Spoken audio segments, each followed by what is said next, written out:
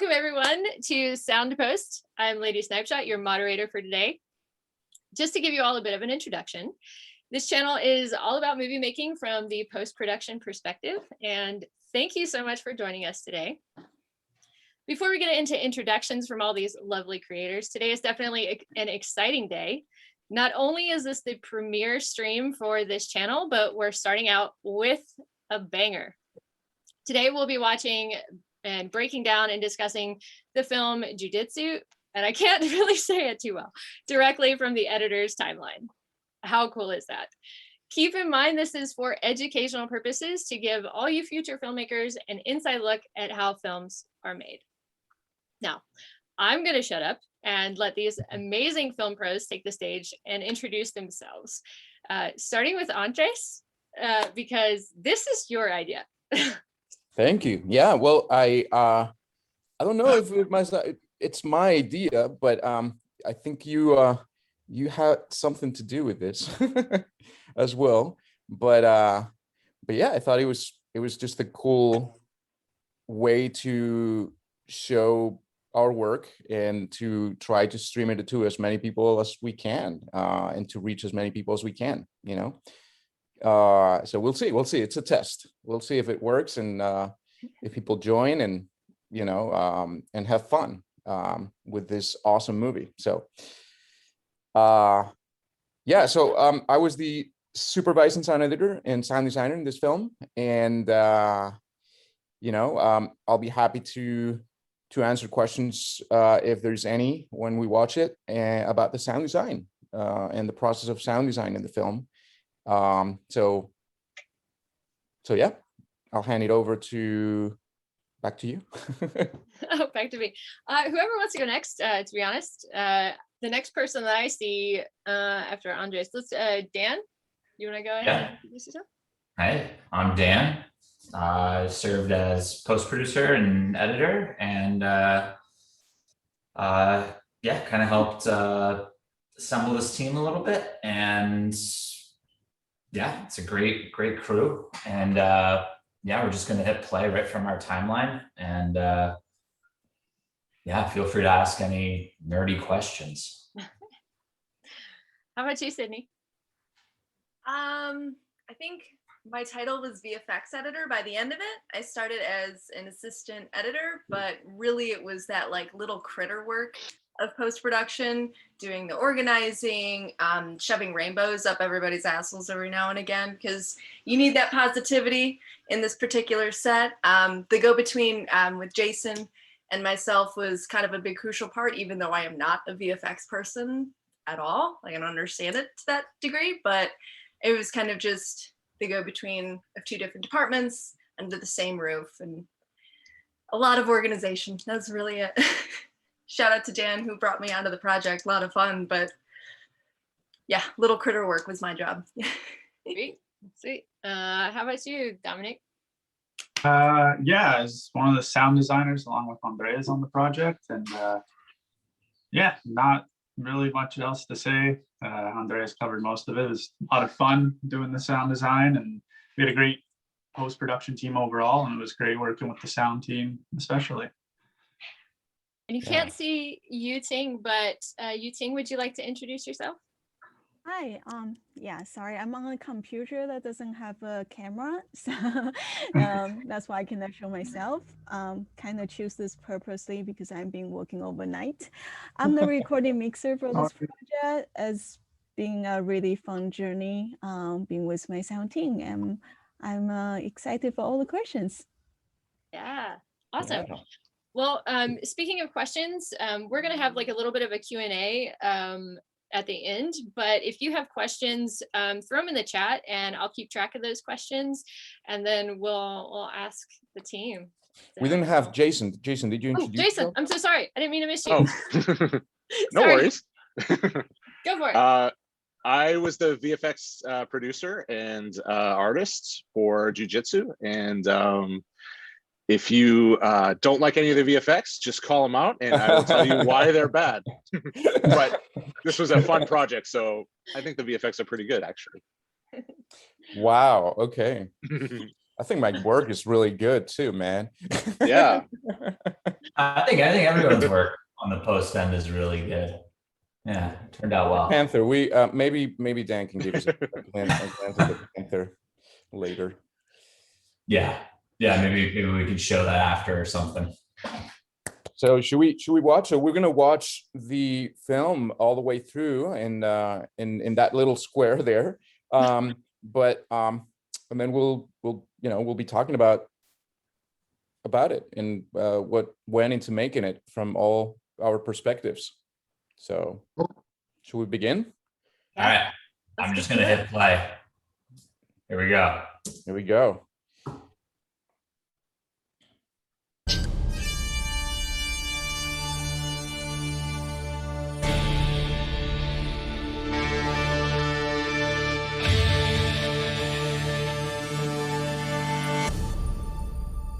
Highland was our distributor. Mm-hmm.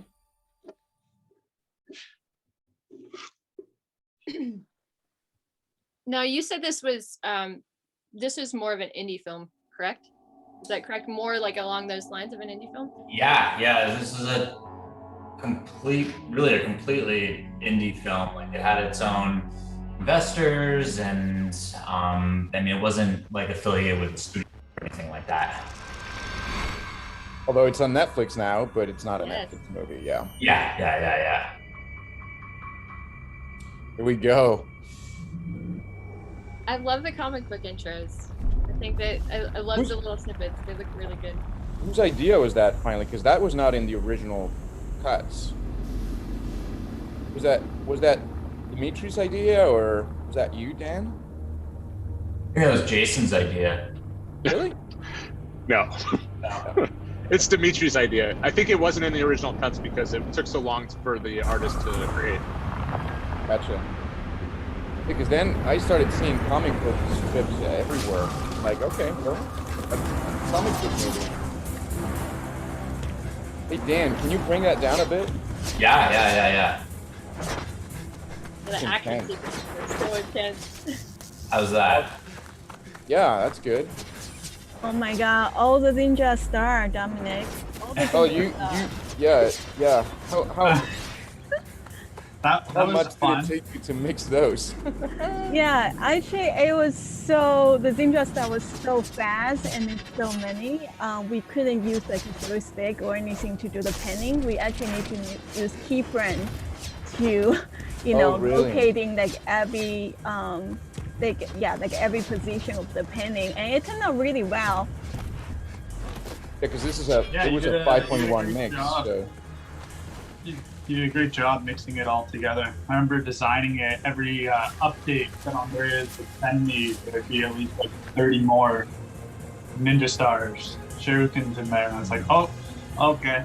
So having to keep adding more and more. I filmed this shot right here. Got in the water with a black magic. Nice. Oh, so nice. this was Cyprus, right? Cyprus, yeah. What I think that was an item. like how did they shoot that part? Because you were there, Dan, so you Yeah. know all those little things. Well, this whole movie is like a combo Was it a stunt? with 3 Or was Alexa cameras, a Sony Venice. We use GoPros for like the underwater stuff. But yeah, I mean, most of what you're about to watch is Alexa peppered in with some Sony Venice. All of our fight scenes were filmed primarily with like 4 cameras, and we multi-cam them in Premiere. All the cameras were filming in different frame rates, which was kind of a assistant editor's challenge. Kudos did just an awesome job, like syncing 48 frames with 60 frames with 120 frames, all in a multi-cam clip. That was probably the most technical thing on the back end, I think, on the post side, was just all that multi-cams. Just working with different frame rates. What's that? Working with different frame rates. Yeah. Yeah. Yeah, and you'll see a lot of speed ramping to kind of Danny make McDonald. Yeah. Jason's portal. So, was it what's his name? Oh my God, I'm blanking. What's his the protagonist's name? Oh, Elon? Alon. Jake. No, but the actor. Oh yeah, Alan. Yeah. Elaine. Did he do the stunts? Did he do that jump? Oh yeah, yeah. Did he it? did all the stunts. Oh. Yeah, he's the real McCoy. And also just kind of, I also want to include Elaine in the post too, because Elaine actually, like, this is so unusual for an actor, but Elaine knows Premiere, and Elaine helped assemble the fights. So like massive credit to him for doing that, because like the fight scenes were huge, and he choreographed them part, and he played a major role in the choreography, and yeah, he helped piece it all together to make my life easier. Remember your phone calls with him. They're usually late at night. It's pretty interesting. What was your primary software program that you used to edit this one? Premiere, yeah. So we're playing it right from Premiere right now. We should get Premiere to sponsor this event. Yeah. Hey, Adobe. It's not on your mouth, Andres. It's in your eyes right now. What is that? My mouth is in my eyes? It's not in your mouth. It's in your eyes right now. Here. Ah, there's one.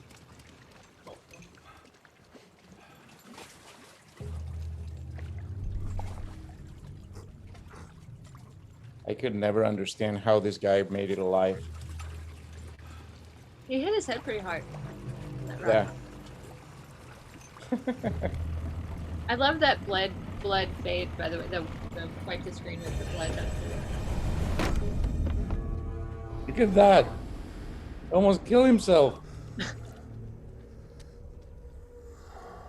Okay, Dan, you're gonna have to tell us this little secret behind the subtitles in this movie, man.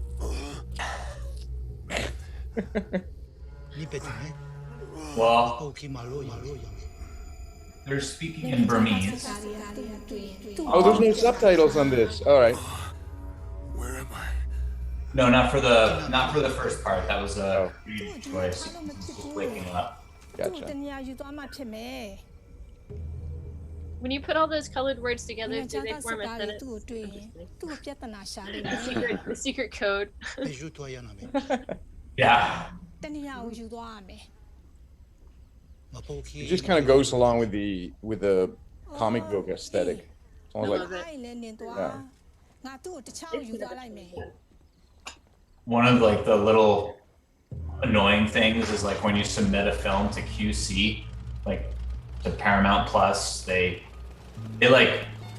just like hound all the little details. And one of the QC notes was that Burmese subtitles aren't like 100% accurate, which is like crazy that they like inspect that.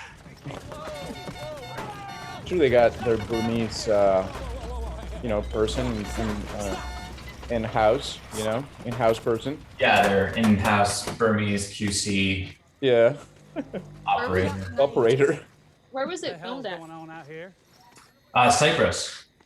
So yeah, it's an island just south of Greece. Nice. All Dan knows about Cyprus now is that there's beautiful beaches and good food. Here and tell me what this woman's saying. How long were you guys there for? What you saying? Almost 2 months, right? Yeah. Ask her Yeah. who she is and what's with that stiff in that cart. He's my favorite character in this. This guy was He's great. was in this show. What was the show? He was in My Name is Earl. My Name is Earl. That's right. He was the sidekick in that show. He was very fun. Well, he's very funny.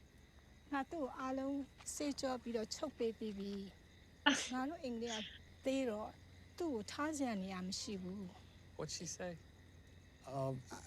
I don't really know, Sarge. I think she said. I think this is one of my favorite edited scenes. Like This neutered him or one. something. She stitched him up. Why so? Give crap for him. I don't know, just like the pacing of it. This woman I has don't know. very I didn't good edit it. vision. Carlos did.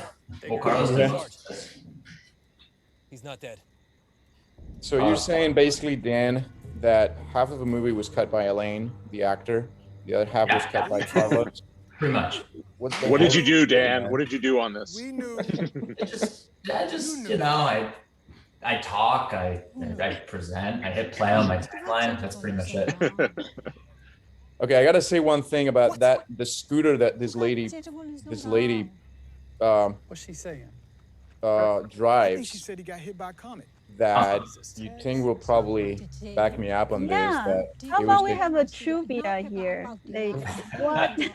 Like, she will ride the scooter one more time away, and everybody should Yeah. take a listen.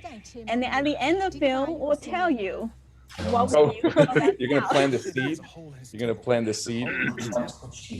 Yeah, we definitely use a Yep. very interesting right about that. elements that's I know that part. not normally belong to a scooter to put this sound together. So here's a trivia one. What's the sound make the This was the real director. Oh, Yeah, it's it a was big really temple. hard It to has a please the hole in director it, with this and it's a scooter, dead guy and we comes just through it. did so many versions of the scooter. Thought you knew the goddamn Oh my language. god. Man, I thought I You're did talking too, about the man. sound That Burmese for for it? Dummies Yeah, is yeah, just- yeah. The sound of the scooter. You know. What did you use to make the sound of it? Like Oh, what? That's boy, the I don't know. trivia. We'll tell you guys later. What do you remember? What we ended up using? Yes, I remember. Of course Okay, because I remember. don't. Here, take a listen.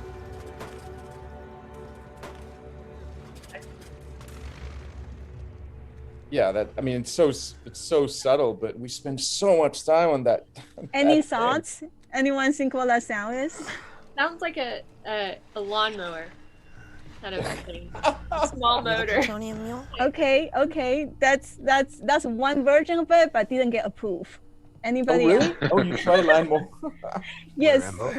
We have one version has lawnmower in there, but it didn't get approved. Is that a generator? No. Focus on the pop sound. Sounds like firecrackers. Firecrackers. It's a boat. Firecrackers. That's another version of it, but did not get approved either. Well, Wait, we gotta. While you're I think actually we gotta give a shout out to Andre. I'm with Army Yeah. Because I think that she actually ended up putting it together, right? Yeah, because in the end, I was so desperate. So I say, Andre, she's How did our you wind up with that assistant injury? manager. I say, please pull out 10 sound that sounds like, backfire. It doesn't need to be limited to the backfire. It just sounds like that, and then we'll Good have talk. the Well, in the meantime, I'm running you through facial recognition. one of the It's an producer, not the international database. his son, listens Your to fingerprints? each one of it and pick out those too. the sound they want. So And we'll find it out. end out to be they pick Or out you some can just tell me. gunshots, and that's Hmm. that end out in the final cut In the of final, the yeah. sound design. Yeah. What are you doing in Burma? So the answer is gunshots. What is that? Gunshots. Oh, gunshots. Oh, wow. So What you're doing turn here gunshots into a has scooter. anything Exactly. to do Pretty awesome. with what I'm doing here? Creative. I've got a problem with that. Are you Ronin? Merc for hire? Did you sneak Really like into this the cave, fighting. or are you in it deep? I was just about to say that. I love the like high saturated blues and greens here. Yeah. It makes this Found this and you're out. scene a lot more interesting. That yours? Oh, the lights, the neon lights. Yeah. Yeah. Yeah. Was that Elliot? You're welcome. Or no, that was the DP. Well, but Where's he the did. other He, stuff? okay, so it was already that color. They didn't. Yeah, change it? yeah. Okay. Oh, nice. So it wasn't like Sure. not really too much post on that. Practical. Yeah, it wasn't a post Jesus thing really. It's good. We just modified the hues a little bit. Nice.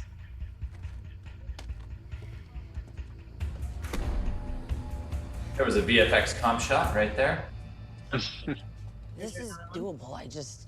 Jason, you should need tell us time. all your About like that tattoo he's hidden got? You ask him secrets about here. that? I'm sure there's like Yeah. Yet. I'm still trying to get plenty him to of talk. VFX shots that are Let's not get meant on to it be then. seen, right?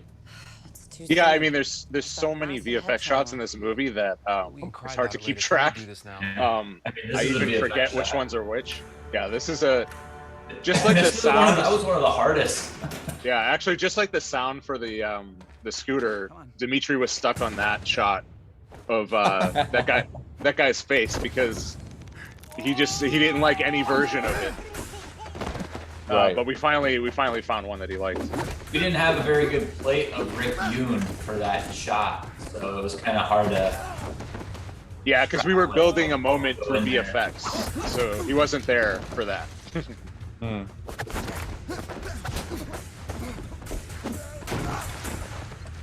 These guys really They took it. like really take hits. This is not. This really isn't that fake.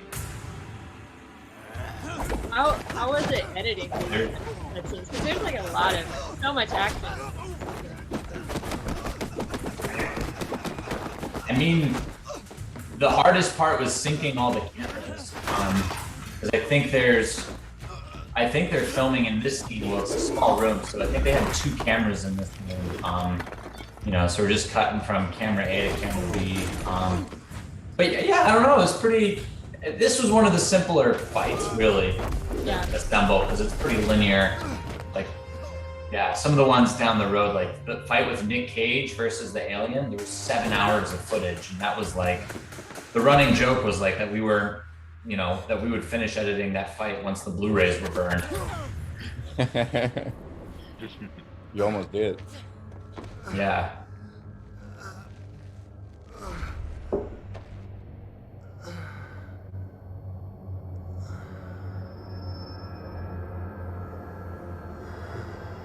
This scene that we're about to go into took a while to edit. Like you guys did a few versions of this. Like I remember getting logs.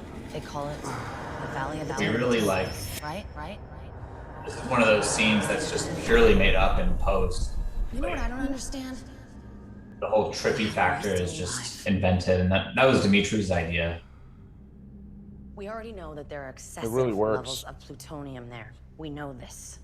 We don't think the Burmese The know beginning about it was very linear. I They're trying remember to it just being They'd basically be too smart. Yeah, to we it was just- actually two different They don't know. two But different you know. scenes, right? At some Who are you point. working for? It was, Who are yeah. you working for? So you combine it into one. Why are you here? I love that little move. Yeah.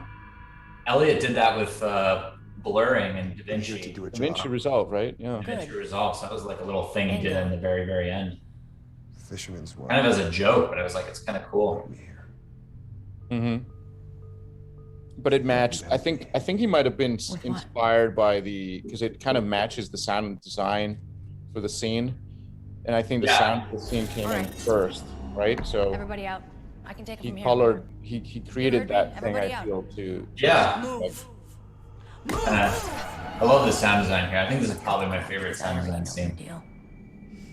Just You like weird, trippy stuff. move so fast. Yeah.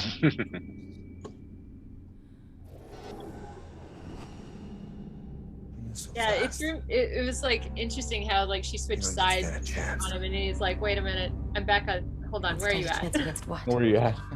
Yeah, doesn't he say at one point, "You're moving too fast" or something? Like, What's that about?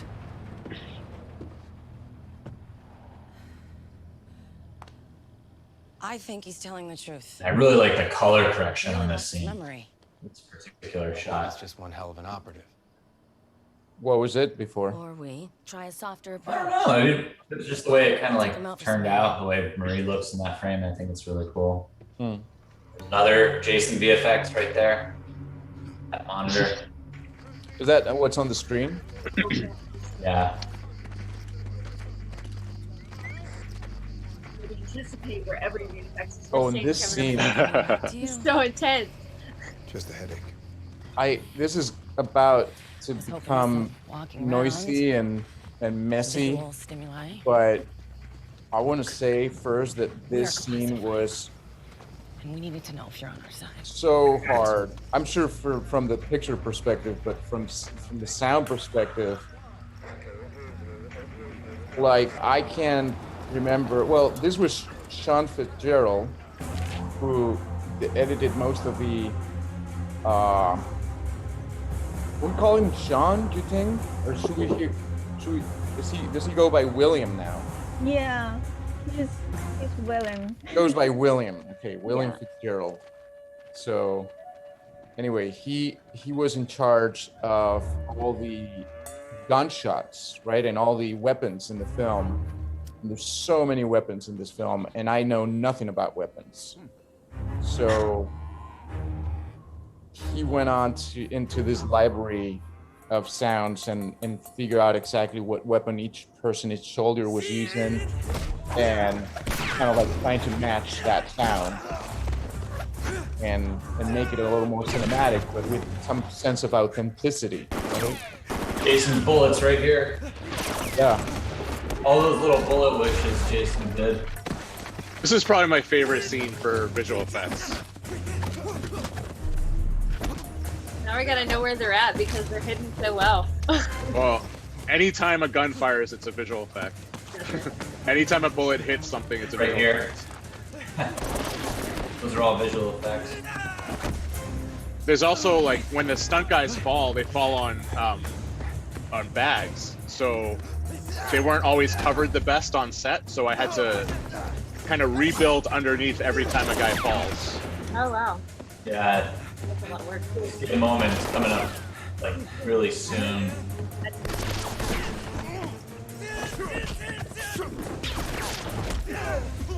Right there, like you covered that hay. Yeah, all that dust and hay is fake. What's really cool too about the scene is how it's shot. It's like this kind of one shot, like oneer following the guy. Yeah. Yeah, the camera guy was on the wires, right? Yeah. That was like the cool guy to with see the camera was on the wires? Yeah. Yeah, he's like jumping around with them. Oh wow. Kind of see one of you can kind of see that wire poking. How, in terms of like a one shot, like how many cuts per action is a one shot? We had one coming up right here. There's the stitch right there. I didn't see this stitch. Great job. Here's a cool explosion I added for no reason.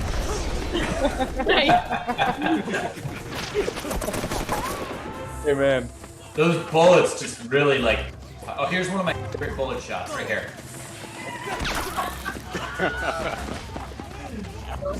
Oh, was that like a William screen right over there? Totally. Yeah. That totally was the Wilhelm.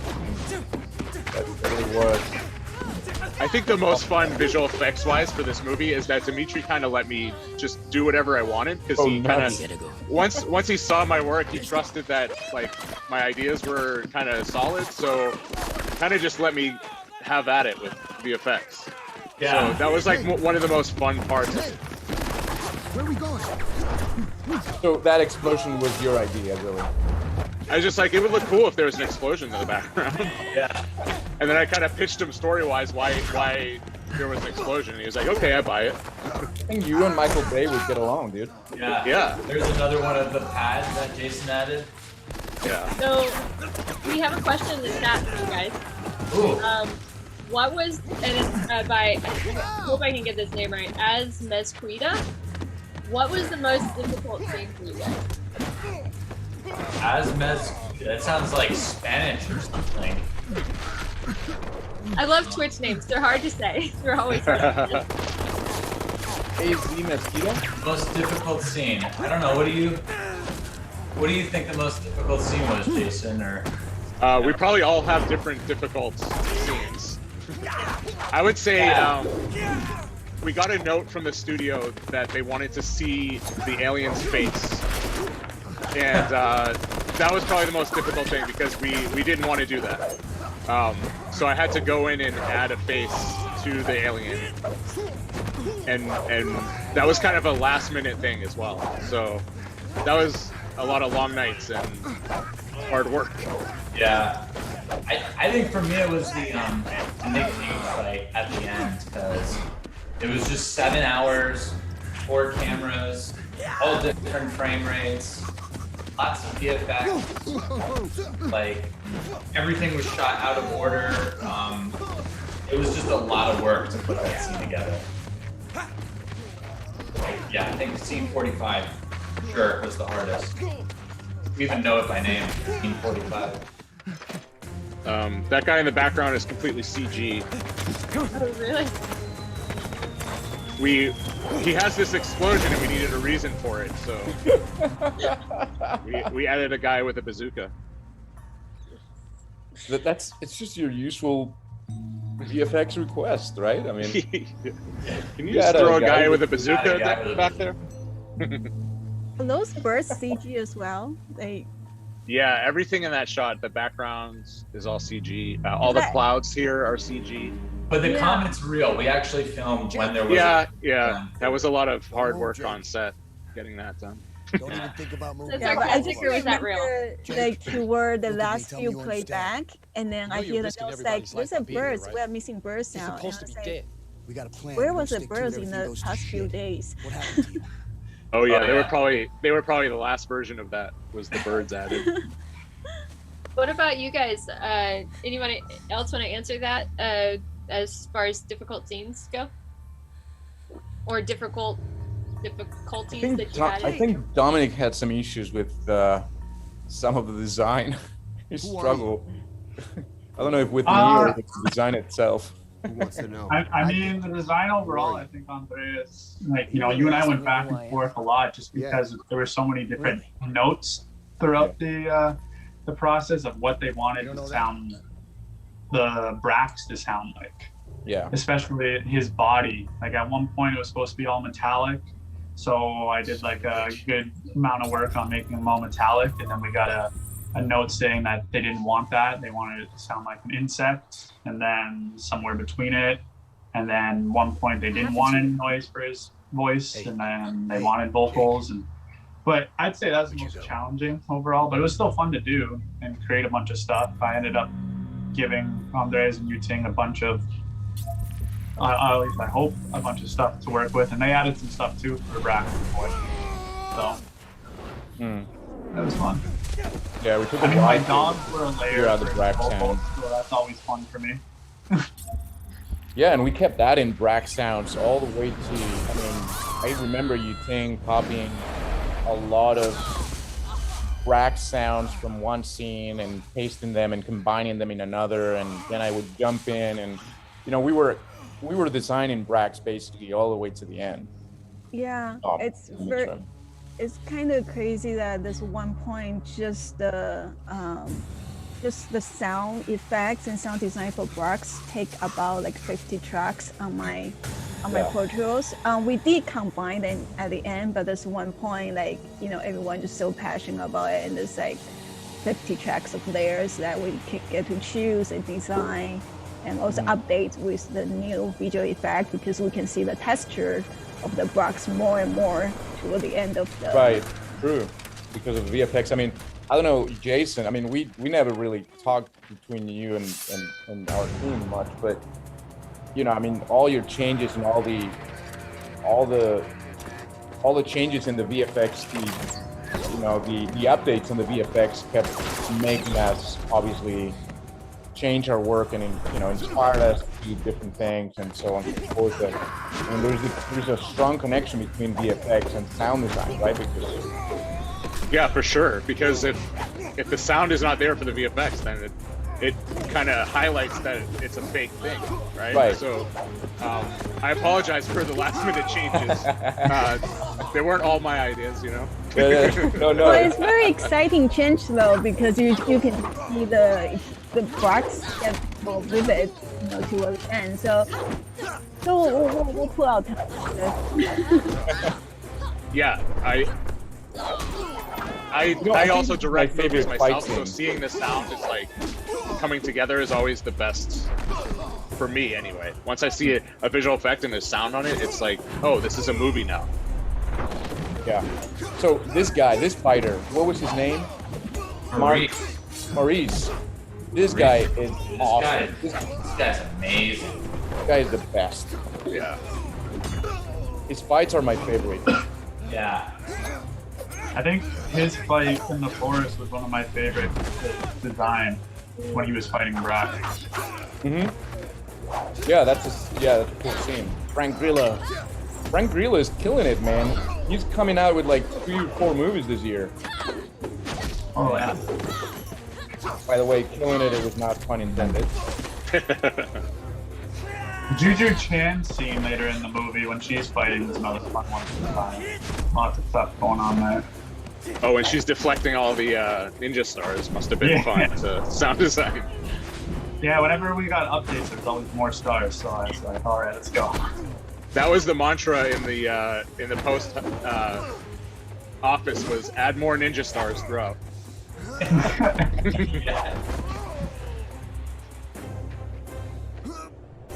I think the ninja stars might have been, at least like as an editor, like it was like really hard to figure out like the direction of the ninja stars and kind of like you know, like making that edit before we pass it off to VFX. It was kind of hard to sort of see. We also didn't have a lot of time too. I mean, we really just had like days.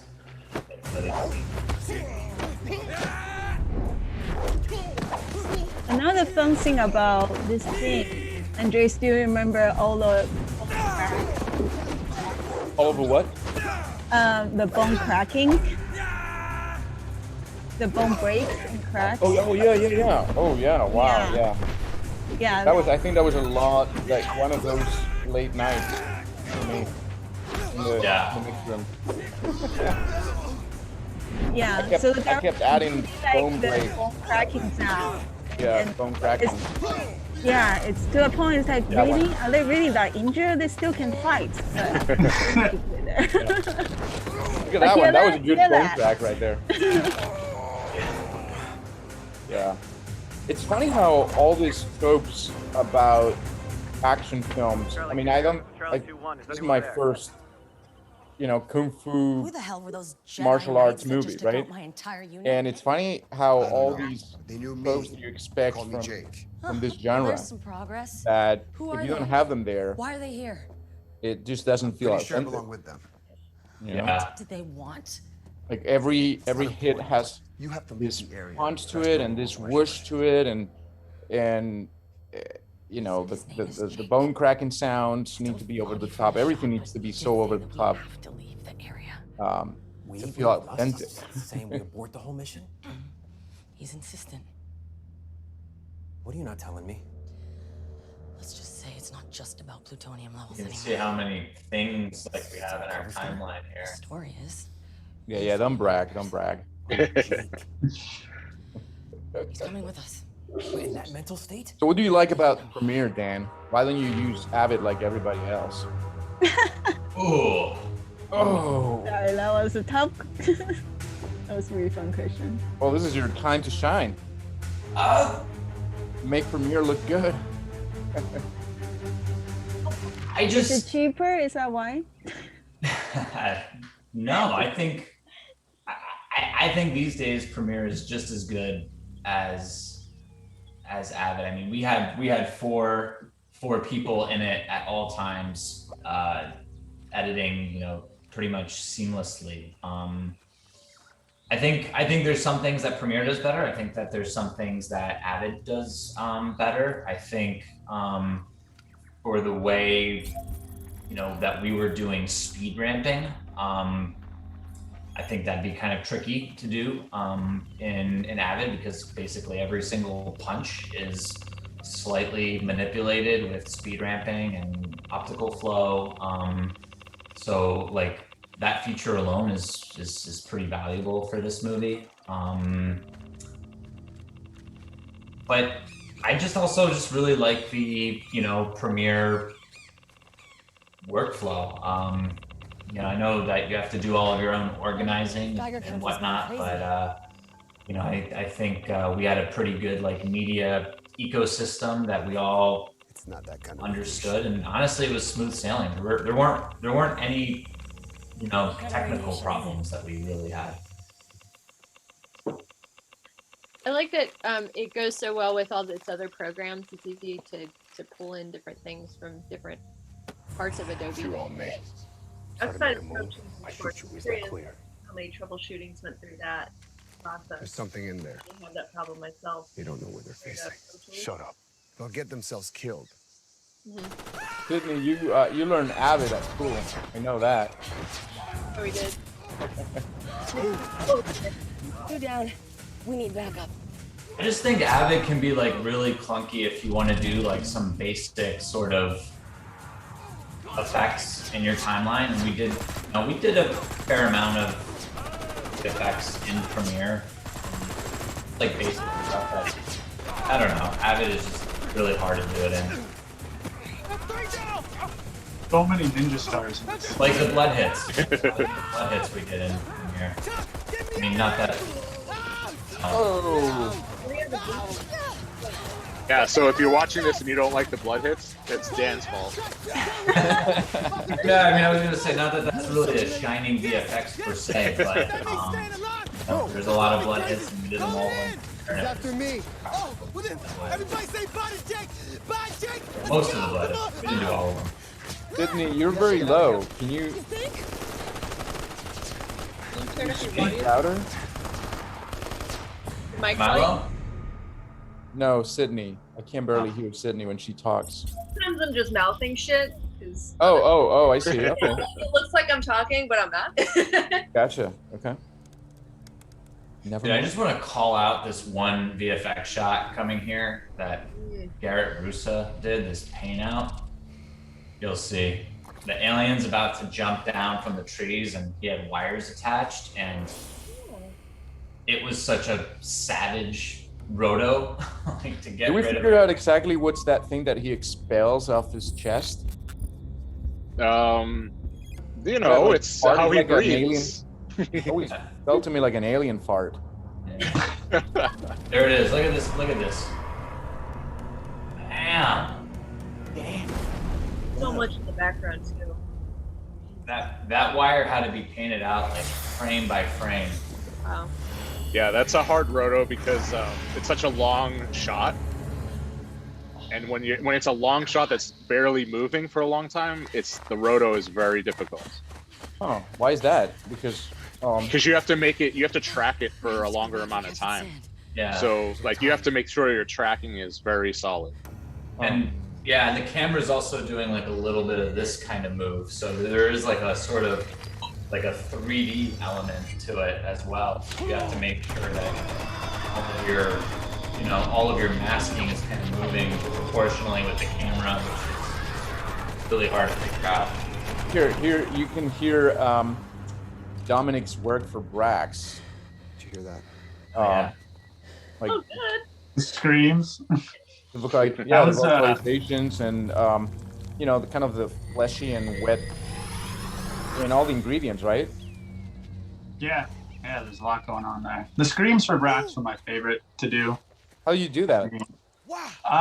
There are a couple things. I know I did hear in the final mix, I know you guys sweetened it with some stuff as well, but like some of the initial layers were myself pitch shifted and manipulated, just screaming in my office at home, so people thought there was some crazy stuff going on.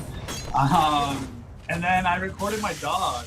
I have one female, one male basset hound. They both have very unique characteristics. Yeah, like Braxton's voice, like that's my dog. A lot of it. Oh, That's way. awesome. Really? That's hilarious. The tonalities of it, and then I layered it with other creature, like animal sounds from a library. I added a lot of like alligator piss. Yeah. Because it was missing. There's something reptile about that creature. I don't know what it is, but I feel like it needed a little bit of reptile in it. Did you end up using, I remember at one point in one of our conversations, Andreas, you said you had a layer for his vocals that was almost like it was your radiator at home or something that was scraping. Did you end up blending that in or no? Oh, no. Or did I? I forgot, man. So much. I remember the idea though, but Well, what I remember is we keep most of Dominic's design. What we really add is when we see the visual effects of the, the face and then all the steam comes out, turning reds, goopy things, and that's the new layers. Right. We put it on later. We also, because the music, I think Andres and I both agree we need a little bit more like high-end type of sound effect to pass through it. So that's something progressing through the mixing. yeah, because Ting was battling a lot of like this is a really difficult mix, right? Because there's just so many things happening at once, so you have to find room for everything. And to answer the previous question about what's most difficult thing to me is the one R, and then probably the most difficult thing through the mix is like battling with the time. Or warrior. Yeah. Also, I just want to talk about, so I remember this is like the end of Rio 2, and then we finally see the guy on the poster, Nicolas Cage. oh, well, yeah. Oh no, but you saw him at the beginning. We do? Oh, that's a real front flip. Oh, he's on the boat, right? That's marketing doing his job. I've got my hobbies. I make hats out of newspapers. You gotta put Nick at the beginning of the film. Make sure people keep watching. So as Maquita asked another question, did you get to interact with Nicolas Cage behind the scenes, and how was that? Did any of you guys get to work with him directly, like recording lines or anything? Oh yeah. Actually, we had to do an ADR day, and with Nick, so he came and did a lot of these efforts that you actually hear both in this scene and later on in the movie. He did all the breaths and the efforts like actors usually do this, right? So he spent a few some time, a couple hours just doing and he was amazing. I mean, he knocked it out of the park. I think because of all the efforts that we had, I had scheduled him for 3 hours, and he knocked it out in like an hour and a half, like half the time. Yeah. Jiu Jitsu. He's so good. I mean, he's been doing it for so many years, Yeah, he really did. Dan was there. Dan, you were there too, right? I can't think of a single line that he flubbed, so it was so easy to edit, because you could just kind of cut to him like at any time, and everything was like solid. Did he do all the stunts? Yeah, he did that triple front flip that you saw there. I was gonna say I got up close and personal with Nick because I had to digitally put his face on a lot of the doubles. Oh, that's real up close and personal. So are you with that? Are you using like the what do they call it now, with all the apps? Oh, deepfake? No. Yeah. Because I wasn't on set to get like proper references, I had to kind of put it together in post. So I kind of just took other shots of his face and built onto the angles that worked right for the stunt guy. Nice. Interesting. It seems very impressive.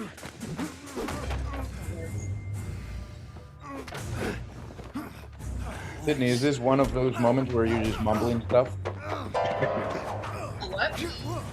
Were you just mumbling something but not really saying anything? Fix it in post. Oh. We're talking. Yeah, no fixing in post at all in this film. Come with us, Reinventing a movie or something. His mind's all messed Now up. Dan got It's to crazy. interact with Nick a little bit more, right, Dan? Little. I mean, he was on set, but I mean, I was mostly in the hotel editing or in the DIT truck. I mean, probably the most I interacted with him was the ADR session. Oh yeah. You can Okay. trust me. Come on. Oh, and we should probably also say that Dan did a lot of the efforts for some of the fights, not for Nick, but some of the other ones. So you can, when you think you hear some of these fighters, it's actually Dan going like, Oh, really? Yep. Yeah, he used to practice them in the office. Wait, while wait, we were all wait. Trying to work. Can we hear him? Can we hear him? What? He's got it mastered. Nice. Yeah. More complicated found stuff him. than Carlos. That's why I have all this space, because I have to do all these efforts. Practice room. Jason, you composited a lot of these exterior shots, right? Yeah, so a lot of the skies that they shot were just blue, and we needed to add temples, and we needed to add clouds and birds and all kinds of stuff. Right. So we did a whole pass of set extension. Mm-hmm. That was kind of tricky, actually, because we didn't know for like a very long time, like what that was gonna look like Maybe I could across get the whole something movie. to eat, like a noodle or pickle. Somebody get Wiley's I love that. I love that. I love that they brought an iguana. Oh yeah.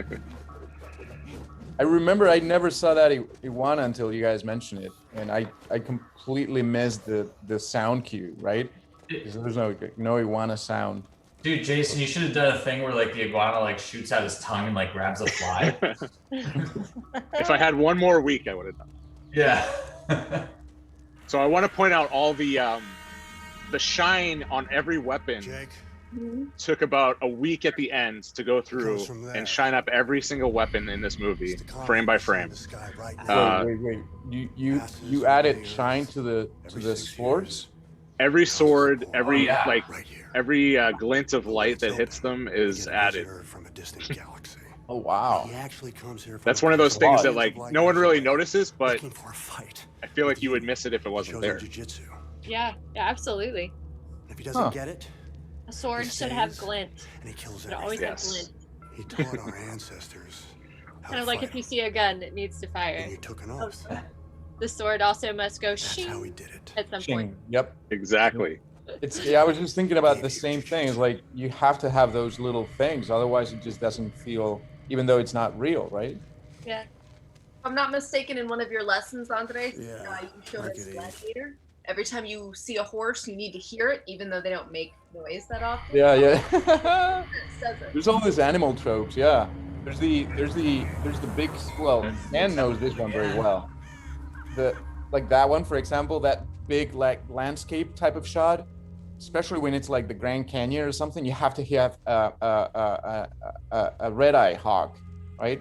Yeah. It has to have that sound over it. Yeah, no. Oh, A little double cut action of him taking his shirt off. That was just like What was your favorite one to cut, Dan? those dumb little editor things. Oh, that grunt that Maurice does right there, where he's just like, I think that's probably my favorite cut of the film, because that was like something that he did before they called action. He was just like clearing his throat. So that like little moment was not, that was like an editor invention kind of thing. The best to you. Pay attention. Yeah. Keep your head on straight. The ones right I before. said suit him up.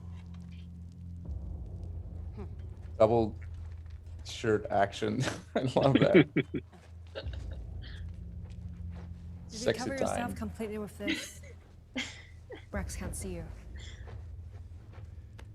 Look at me. Look at me. I don't know how much you forgot. I love Frank Grillo, man. It better not be this. He makes the movie so authentic. Oh, Is that okay? So that was added. That was added. Yes. Ooh. Look up. See it? 12 o'clock. This was also added. That's not a real comment. Oh, By the time it gets to those trees, it'll be dark. you guys mean? Yeah, they didn't have time to film that Fighting on set. Brax in the dark is not what we want. We want to bring the fight. That's why to you them went to before Cyprus to get that comment.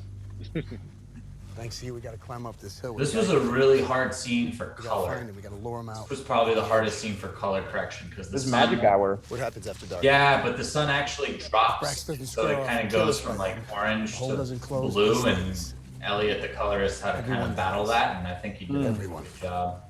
I was gonna ask about that because I know, I mean, Magic Hour, You used it to say doesn't the last fight was very worth long at dying all. for, Jake. And I remember everybody in All the both time. was like, "We gotta do it. We want to do believe Magic you. Hour." I'm like, that Oh. sucks. And not only is this magic hour, Frank Grillo and Nick Cage were never on set together Well, at the if it's same the- time, with and the you'll see they're plastic together in the film. So this You shot look like puzzled. weeks You're apart. puzzled? I mean, This I get shot it. and I'm the previous puzzled. I'm shot really were shot puzzled. weeks apart. There's a comment. There's a Wow. quote of this Brax. Why don't I remember any of this? Don't worry so This much was our about first what day you of don't filming. remember, which is pretty much everything. The main thing is to focus. You remember Oh, how to this do was the that? first day. Wow. Maybe. Yeah. Maybe. You've been preparing for this fight your entire life. That makes sense. So they Having were that never tunnel vision together. Makes all the sense in the world. For this Nope. You scene. gotta find him. Even if Wow. it kills you, you gotta find him to get your arm. Would have never guessed. Now Brax fights Yeah. 9 fighters. Fight, fight, fight, fight, fight, fight, fight. This is fight. interesting And then he goes coverage. home. This scene with Nick But if Cage. I any mean, of the fighters you're refuse kind of to fight jumping him, the line here, he Dan. devours. From He the devours front to anything the that rear. walks, flies, crawls. I mean, he destroys Yeah, it entire was- towns and villages. Now you. It was a little slightly tough scene with the coverage. But as long as you die bravely, no one else will have to. Not for another 6 years. That is alien politics 5 through 15. You said he fights 9. Nick is so Why is crazy. only 8 of Yeah, us? so then Like I said, don't worry so much about Does what he you act like don't this in know. real I life? wanna Like, know. is he Nick Keep moving. Cage in real We life? lost a guy. there's Like- Grillo that was filmed weeks later. Brax happened. Brax. Brax, you know that? None of these reactions were shot on the same day. Wow. Breathe. You got this. Real editor's magic here. Really? Huh. So you can see the sun dropped here. Yep. What are you doing? Hey, Again, I said not stay filmed on together. the same day. don't lag behind. You want to keep up with this crowd. You don't slack.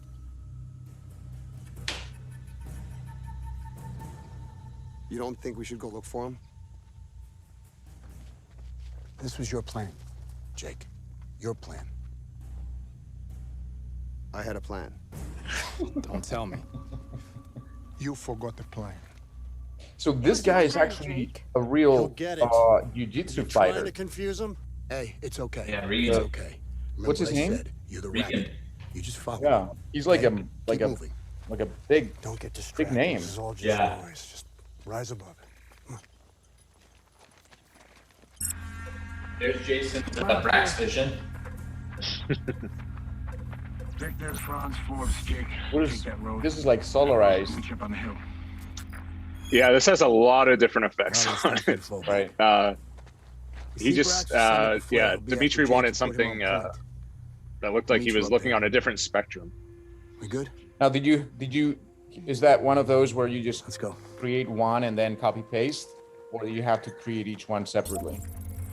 It's mostly copy and paste, but then there's like a little tracker that tracks each person. That's done, That's done. manually.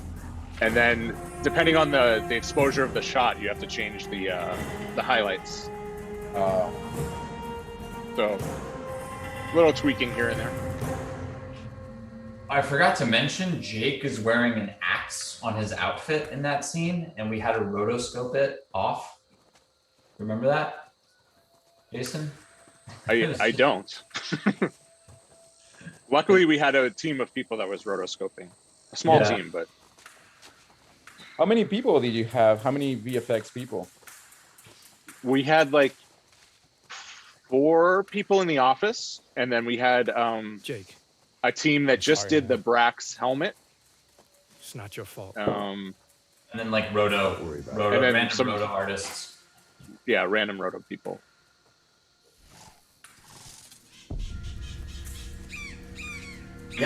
We had a guy from Chapman Jameson Mitchell, who was specifically dedicated to rotoing holes in Drax's armpits. Like his outfit, Oh over yeah. the course of like 4 weeks, Jake, it was you're just the rabbit. like there was like a massive hole here. So every time like Drax goes like this, you can see the dude's like armpit hair, and we had a rotoscope like hundreds. Yeah, because they only had like one Almost Drax 100 suit, shots. right? So like every time he fights, he rips the suit, and they didn't have time to patch it up on set, so you have to fix it later. By this scene especially, there were a lot of those. Yeah, this scene has so many Drax armpit holes, but yeah, we patched them up.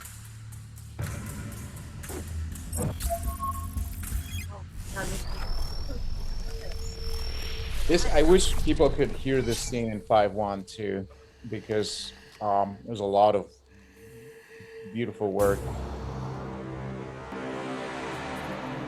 that you think and a lot of the Jason did that lately. yeah. There's Dominic's dog. Is that really? And we also added the spikes to his metal board. Yes, that was my dog, Rachel. Yes. So then I can see on your timeline, there's like at least 3 layers right here. What are those? Let's take a look. Yeah, I can see at least one. This is this right here. This is Sydney's work right here. He organized all the VFX on one track, and which you can see the movie's mostly VFX. And then yeah, this is the original footage. This is the VFX we get back from Jason or whoever and separate on the timeline. Then right up here, these are basically like our color LUTs. Oh wow. So you keep it all separate? Yeah. Then that was for us. There was like a practical reason to have the VFX on one layer and the raw footage on another layer. I forget why. Why did we put you through all that work, Sydney? I mean, basically, not so much with sound. If it was sound, color, that's everything laid out for them. Top 1. Thankfully, Elliot did give us those prior to this. Yeah, it was also just an easy way for us to like visually identify what was a VFX shot that needed to go to Jason and etc. Impressive. So yeah, that's a little bit about our timeline organization there. And we have our dialogue tracks here, at least. I mean, this is all rough sound, temp sound.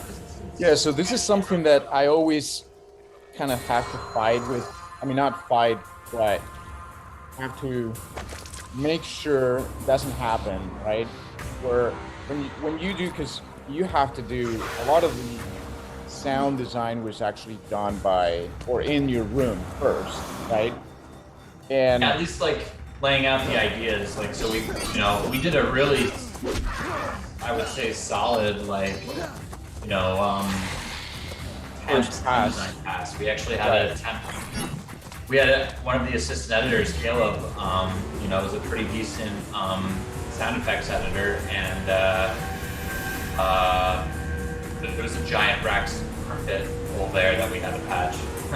But anyway, going back to sound, he laid in all these sounds, and I don't know how much of it in the end you used or not, but it was definitely helpful for rough cuts, and we also had to do special screenings for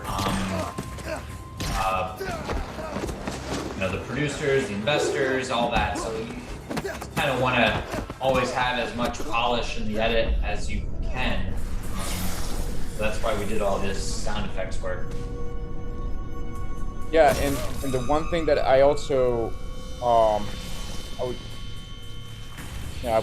I started by saying this, that you kept all the production sound in there, all the production takes in there so that we could then choose later on which was best, right? Opposed to, you know, deleting some tracks or, you know, kind of doing your own. I wish I could pause the movie right here because, like, when Deegan grabs Brax's head, you can hear the stunt guy say, "Grab my head, let me into the ground," and they're like yelling out the cues. But we obviously muted that because. Remember, I don't know if you remember that, Jason. Like, yeah, he grabs him by the head. He's like, "Grab my head," and then he throws him in the ground. Yeah, there should be a director's cut where it's all the stunt guy calling out everything. Yeah. That would be amazing. That's a completely fake sword right there.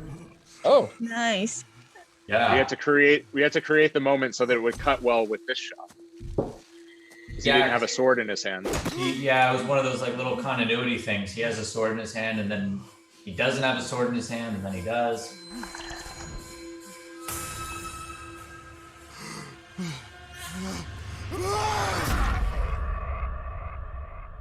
Hey Dan, could you bring just the volume down just a notch?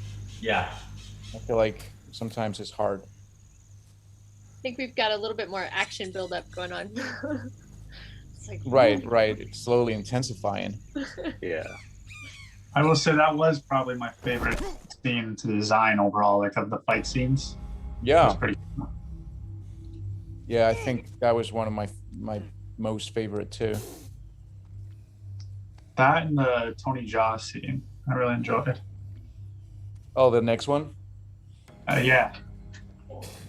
I gotta say, I was very glad to find out this guy was in GoldenEye, Rick Yoon. He's You know also that? in Fast and Furious, right? Oh, is he in Fast and Furious? Wow. I like GoldenEye. I have a spot in my heart for that movie. I don't know why. I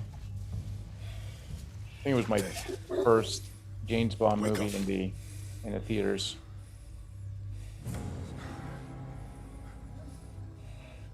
I got a license to kill you. No expiration date. And there is a So you can tell me everything. there's a you James know. Bond cue. And I'm back. And I'll tell you everything I know. Oh, that's one of my favorite lines. I have a license to kill you. No Yeah, we were just expiration talking date. about that. We like to quote that in the office. So hey Dan, so why don't you talk a little bit about your amazing, you know, studio setup? Like you know, you were in a state-of-the-art facility, right? Cutting this film. Well, yeah, actually, I think kind of one of the coolest things about this movie is that we didn't really have a very state-of-the-art facility. We were just jamming in an apartment, you know, in Marina del Rey, right by the ocean, and there was just like 4 of us, just, you know, crammed in this room. I mean, maybe not crammed. Caleb was crammed. But Caleb's desk was like half in a closet, actually. But yeah, we were all just tethered together to, you know, raids in a server, and I don't know. It was good. It was good. It kind of just, you know, it kind of goes to show that like we're in a time now where, you know, back in the day, you used to have all this, you needed all this like super expensive equipment, and you know, you don't really need as much anymore. Yeah, I mean, even like, you know, even servers are getting really cheap. You designed this whole workflow, right? Like the idea of putting a few Macs together under one server, and then the VFX people joining that system too, and everything. I mean, it was kind of your design. Yeah. I mean, I don't want to give myself like too much credit because it's just IMAX connected to a server. You know, it's pretty common, I guess. But So you think this is funny? you know, but yeah, I did all the, you know, configuring and wiring and all that. And there's a job. That was job description somewhere at Warner Brothers where there's one guy that does that. You know something? Yeah, I guess that's true. On a feature film, typically you would have someone like a post-production engineer, technician, or something like that doing all the IT work. And but yeah, we kind of did all that And I ourselves. hate to think that's undeserved. High honor. It got a little tricky when Jason and the other guys came into the living room, and then we're like, damn, we're out of space. What do we? How do we accommodate these guys? So we got some picnic tables from Costco and set them up on some plastic picnic tables, and they edited on that for a couple months. That's your picnic table, right? Your famous picnic table. Yeah. So Jason, the table that you were editing on, I take it with me to camping trips now. Yeah. Well, that's amazing. Now you can tell the story of how the VFX were done on a picnic table. Yeah. Yeah, you and Ranjiv. There's the big door shot. Oh yeah. This went through so many iterations.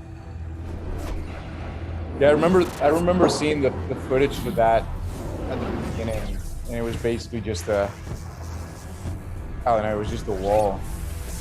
And Dan kept saying, yeah, there's like, this is gonna happen, and this is gonna, we don't know how it's gonna be, but because we had to think of how to design it, right, for the sound. So I didn't know if it was gonna spin, if it was gonna kind of pull and open, and Dominic, I think you and I worked on that too, right? On that door. And we didn't really know, like, I think it went through, was there a version of it, Dan, where it was like... It was like a jelly sort of thing. And there were like several different versions that we did on it. I remember one reference you kept saying, Andreas, was Stargate. It's like Stargate. Yeah. I think just watch Stargate. And at towards the, I guess, closer to the end when he did the rotating rock thing, which was really, it was one of those. It was one of those effects where like a few artists worked on it, and then the director just wasn't happy with. He didn't know what he didn't like about it, but he didn't like something about it. And then finally, I was just like, well, what's the most difficult way to do this? And I just did that. And it worked. Yeah, just rebuild the whole set in 3D, basically. Oh, and about these camera movements, those were actually done practically, right? Like that's by a Polish camera operator. Who's got a rig that yeah rotates. Yeah, he just kind of does that a lot. How, being that they were done, it was the camera doing it. How was that editing though? Like, did you have to? There wasn't really anything special I had to do for those camera twirls. I just maybe sped them up a little bit. Yeah, that's basically about it. Nice. Tracking them for VFX was difficult, but. Oh yeah. Oh no. I forgot that was a nightmare. Everyone's saying it. Just not to my face. I just love how I feel like Nick Cage's role, just like with me, in the film is basically Yoda. Just like you. Exactly. Yeah, it's right. Yeah, I can totally see that. It's just a taller Yoda with a beard. And this is the conversation he's got with Luke Skywalker about why he has to man up and do what he has to do. We're always pulling references. This scene right here, I was just gonna say, this is literally, this is a oneer. This is like a multicam oneer almost. One of us. I just took in, frankly, you could call it part laziness, but I just took in like one clip, dropped it in the timeline, and then I was like, all right, camera A, cut to camera A, cut to camera B, cut to camera A, cut to camera B. And then I was like, well, it works, and just left it like that, and that's what it is. Or he won't. Man, you're really not selling yourself very well as an editor. Yeah. Okay.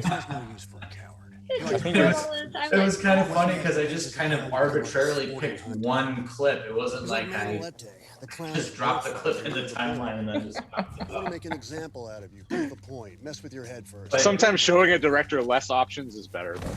Yeah. Yep. True to that. But yeah, and I mean, I think it's just testament that Nick's performance is like pretty good throughout. He's trying to vex you. It's a one-take guy. Stop trying. Yeah.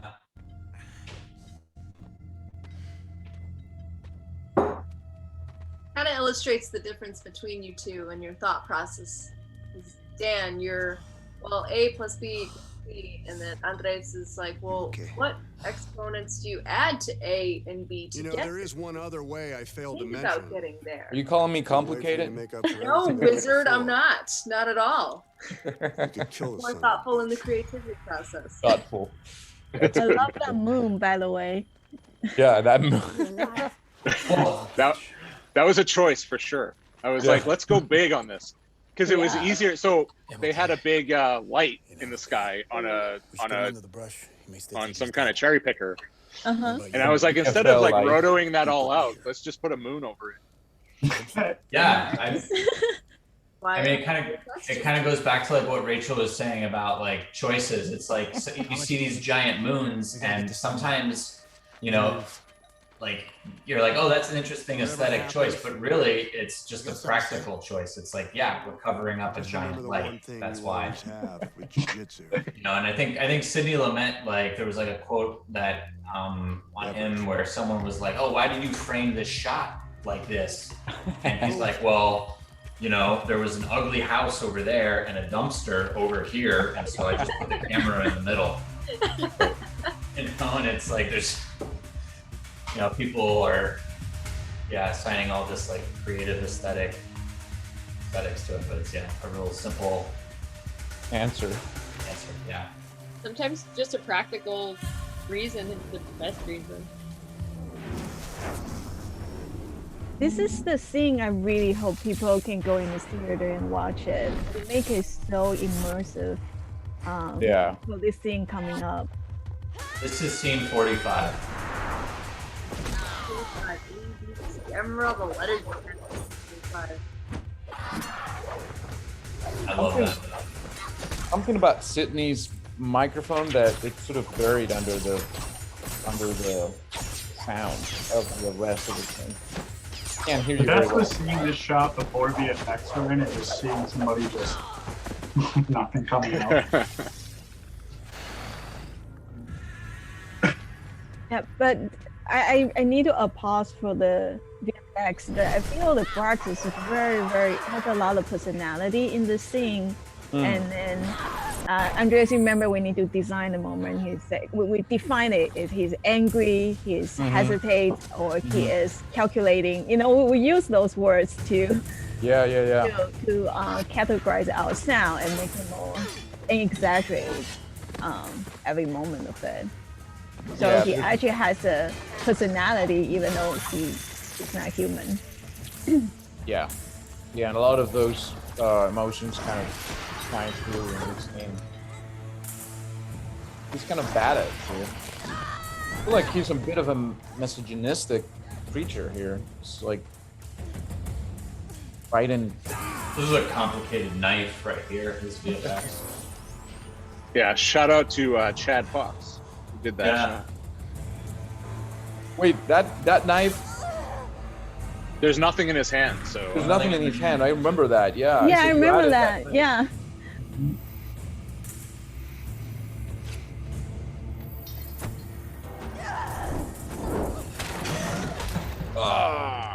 Brutal. That was completely uncalled for.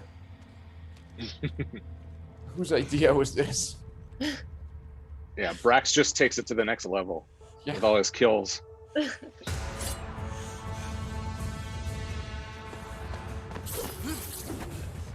haven't watched this movie in a while. It's kind of. Were you missing it? I gotta be honest, when right up to, you know, delivery of the film, I had to watch this movie like 30 times Like when we were done editing, done with the sound, done with the VFX, I had to, keep like QCing it, and it kind of drove me bananas, to be honest.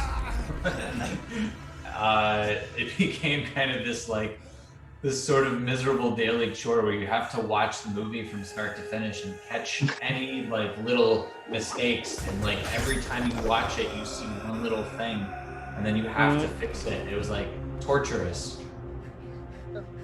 Yeah. So this is the first time I'm like watching it after a while, like kind of like a long break where I can kind of. Yeah, Dan would like call me up like 6 months after we finished the movie and be like, I'm still QCing Reel 4. And I'm like, what? I don't even remember working on it at this point. Well, Dan clearly downplayed the QC process. Underestimated the QC process. I underestimated the QC process. Yeah. Yeah. I did. That last scene where, going back to when you were talking about how brutal Brax is, when he kicks that thing through the guy. It is pretty brutal, yeah. Do you know what's really bad about that though? I told Justin when we were watching it the other day, I was like, he's gonna kick it, and he needs to kick that. And, Yeah. And that was satisfying. So it's like, Well, wasn't that, Dan, that scene was a lot longer, right? Which one? Previous one. The Frank Grillo death? It was like twice as long. That 3 scene times was as a long. lot longer. I mean, like that scene was double the length, that Frank Grillo fight, and we chopped it down to half. I mean, honestly, to be honest, a big reason that we did it was budget, because that meant we had to get twice as many Brax masks in, twice as many VFX. It kind of came down to a budget thing. But I think also, I don't know, I think also there is a lot of fighting in this movie, and it's like, does 5 more minutes of Frank Grillo fighting the alien really add to the story? And I don't know, Yeah. I think it was a good cut. Mm-hmm.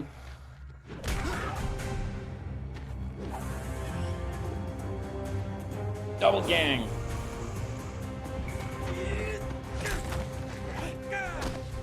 There's some cool weapon, because Dominic also designed the weapons for Brax, and you could hear some of those here before.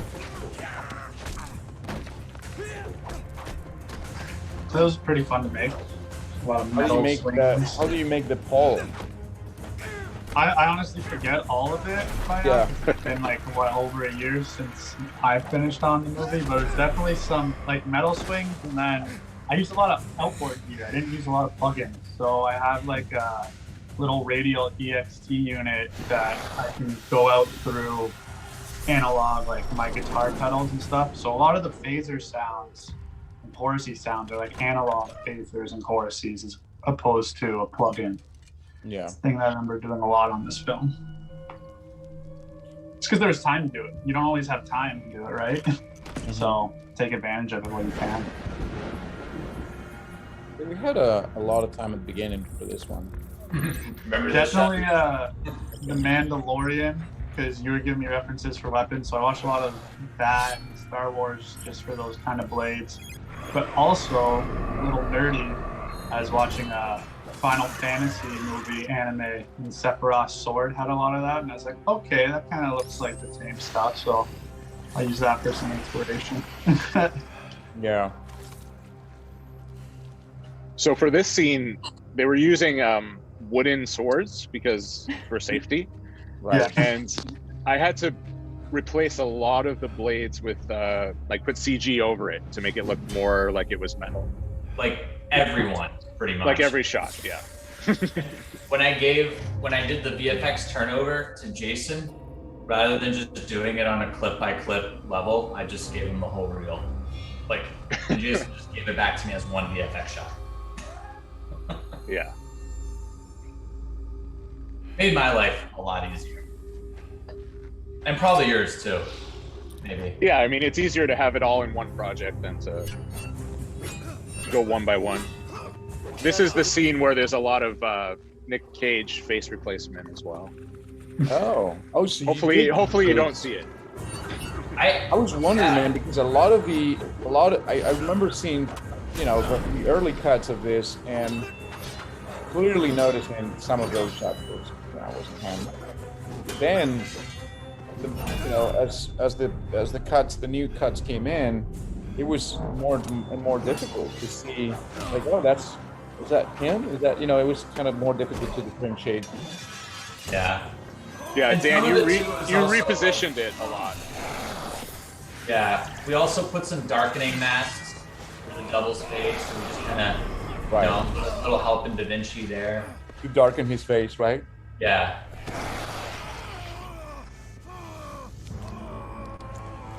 I remember asking a dumb question in the plotting session here, asking when that backdrop was going to be replaced with CGI,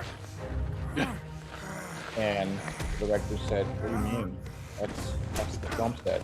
That's what it's going to look like." And I said, "Oh, okay." Thought I was getting fired that day.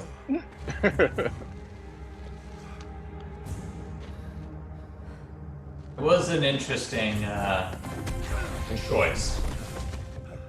That was definitely a choice. I don't know if that was a practice. Because the temple is in construction. It's under construction, right? That's what it is. I think so.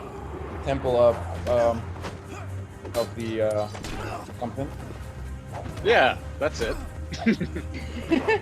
Sure. It's under construction. I mean, it's a restoration process. Yeah.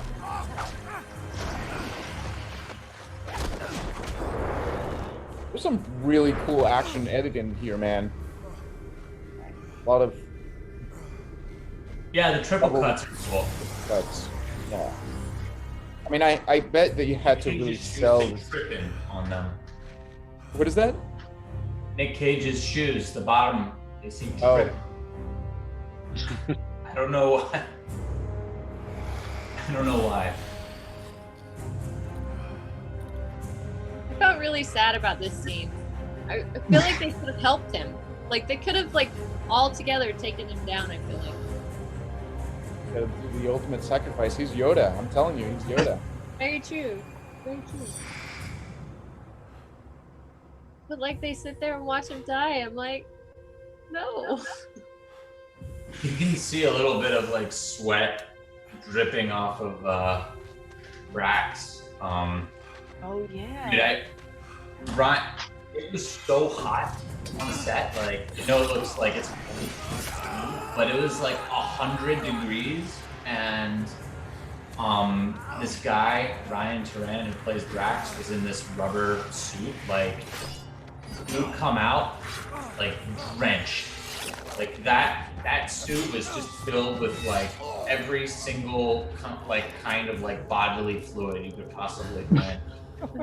Really gross. Okay. What was it made out of? Rubber. Yeah. It was just this rubber suit in 100 degrees. I don't know how the guy did it. Seriously, incredible. I couldn't handle that. I have sensory issues with feeling trapped. I'd lose my mind, I think. That would be bad. It was so hot that the Lacey raids have a little heat warning siren in them, and they started it was really hard to DIT because they were basically always overheating. Wow. Pretty cool.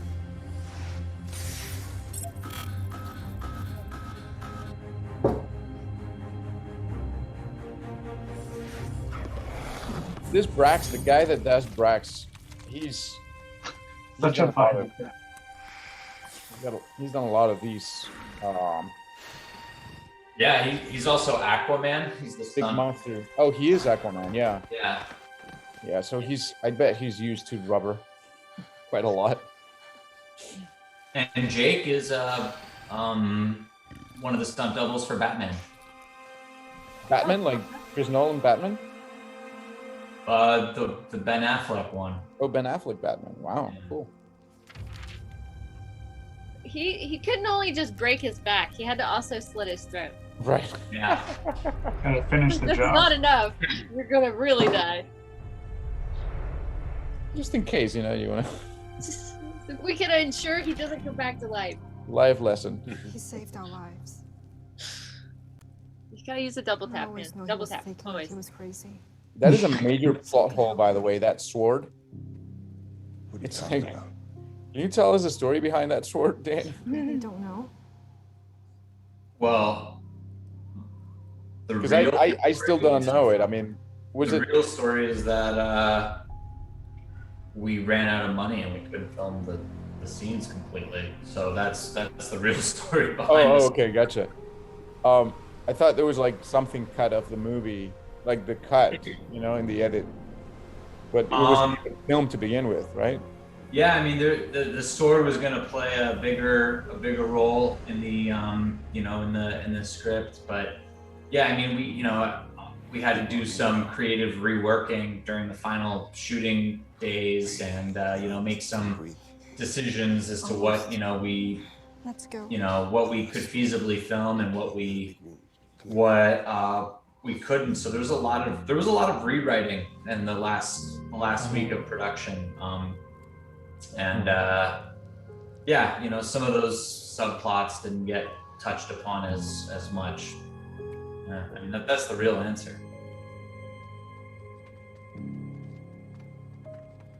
Oh, come on. Don't tell me you two about to get on this hot ass temple. That's real unholy. Not to mention we got a goddamn Martian on the Just loose. the right time when you need some comic Oh, relief. she's hurt. My guys are all dead. I've been driving around trying to get a head count. I got nada. I figured these two might be of some use. Not to mention these bad boys right here. You gotta lay the scene for the big She's explosion. gonna need a good stitch job or what? Yeah. Let's get her to a safe place. There's no safe place around here.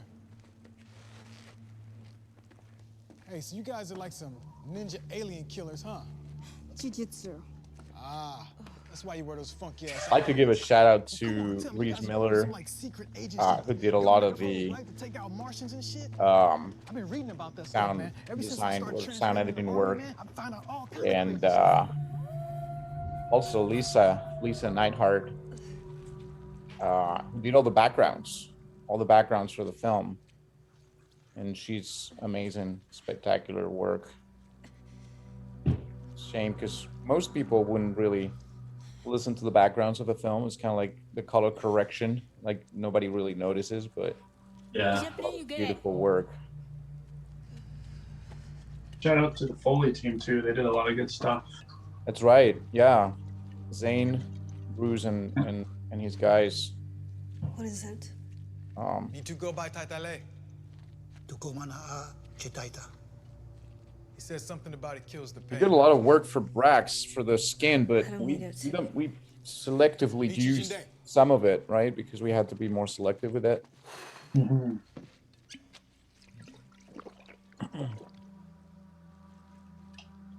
What? This has been very traumatic for me, okay? I still have nightmares when I try to milk our pet bull. You think I won't need therapy from this shit? Man, I kind of wish we had more of Eddie in the middle of the film. I just really I like was him. just thinking that, yeah. He kind of disappears for a good chunk of it. Yeah. Could have. Oh no, I was gonna say you could have had him running from the panther. Blasting caps on the tips. I think it would have been great if Eddie becomes the ultimate warrior. Like the ultimate jiu-jitsu warrior. Hey Dan, I had an idea for jiu-jitsu too. Did I tell you?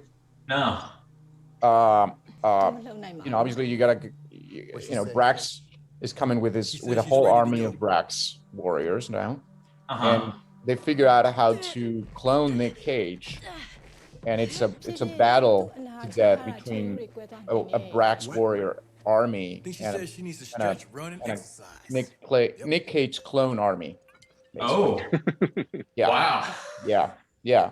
Yeah. That's a free one. That sounds like fun. Yeah. A lot of rotoscoping for you, Jason. This is the first scene I worked on, my first day.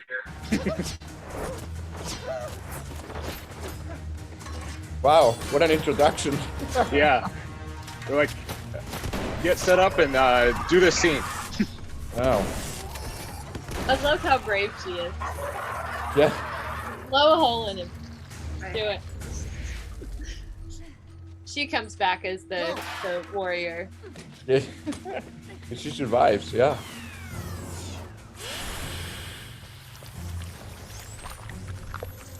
That was a tricky one, the wound heal.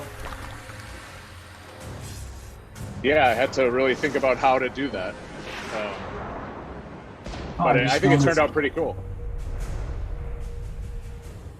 There's those lightning shots, Andreas. Remember those? Yeah, man. Speaking of last minute, that was, I think we had already mixed everything, right? Like it was fully mixed. Yeah. I was gonna say I don't remember those many other versions. No. No, this was past the final mix, past the, I think we had already exported a version or something, right? Yeah, you had already done like your print, I think. Yeah. And then we added that effect shot. Oh, how about some lightning? Sorry.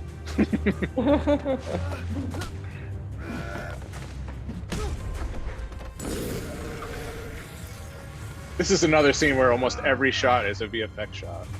Really? Wow. Yeah.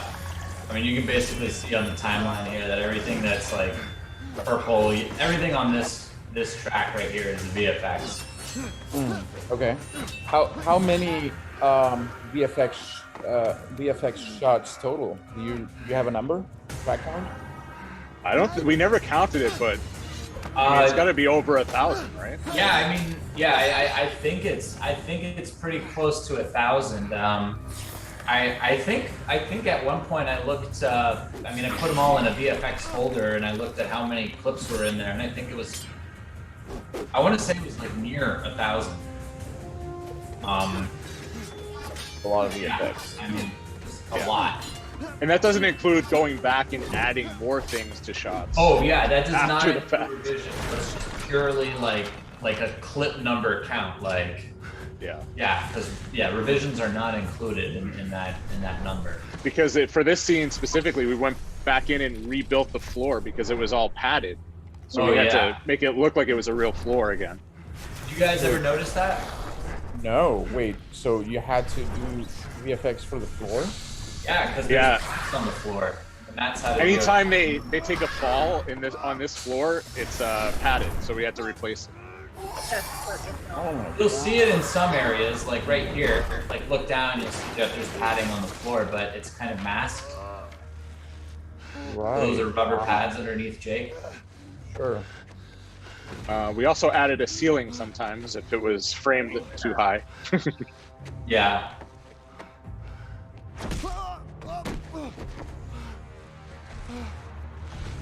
Intense. Yeah, it's like on every single film, you need at least like one Jason to do all this compositing work.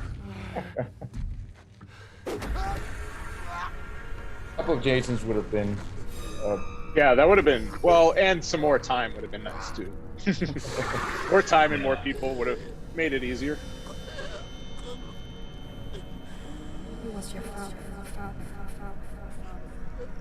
Real, the revelation moment.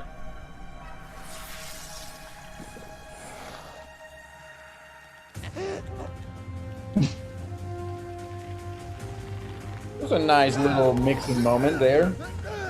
I don't know if you think still awake. Point out that Buddha in the background. Look how cool that Buddha is. I'm here. I was just thinking like this is the moment that this is the thing I probably use the most of subwoofer ever in my life. Oh yeah? You used a lot of subwoofer in this one? This one and then the finale as well. Yeah, like I missed quite a few action film, but this one is like yeah, it's all subwoofer toward the end. Was it the punches, every punch, or the? It's every music? punch, and then when the tunnel open, that's the most epic moment. Oh right. All the subs. Oh, I remember. Yeah, I remember the tunnel at the end with the fire. Yeah, and I love like Dimitri and other the key creative comes in and just say louder. I was like, oh my god, I'm blowing out my, I'm already bringing out my meters there. Yeah. So I turn to another mixer, Michael, and I say, hey, let's just get the, you know, The sub in like there. monitor level a little bit high, just 2 dB higher, and then we'll bring it back to maybe. Right. I really cannot add any level on it. Yeah, louder doesn't always mean louder, right? Yeah. That's your window. I just heard that whistling, Dan. Was that you? No, you did the whistle. Did I do the whistling? Yeah, I can't whistle like that. That was you, man. Huh. Yeah. Jason's masterpiece right here. Portal. This was the bane of my existence for a few weeks. Yeah, I mean, you had a roto. Yeah, there was no green screen for this scene, so all the action had to be rotoed out. The whole irony is that behind that wall was a giant, like, 100-foot green screen. Yeah, I remember when you told me that. That would have been so helpful. I gotta say that this is Dan's hand right there in that close-up. Oh yeah. Oh yeah, that's right. I remember that, right? We shot the wounds in the office The there. kitchen. Kitchen, lovely. We bought a bunch of Play-Doh. Like, a bunch of Play-Doh and some, like 4-year-old kids. And we made this, like, concoction in a pot. And I just took a toy grenade and I just smushed my hand in there.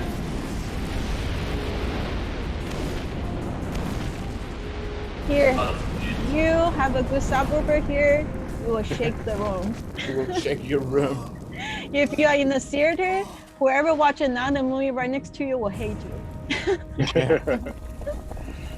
I need to go to the bathroom after this. And I love that shot of tunnel closing. Yeah, the sound makes it perfect. The sound Did you is say perfect. on eternal closing, do you think? Yeah. Yeah. You said eternal closing. I love that. It's the eternal closing.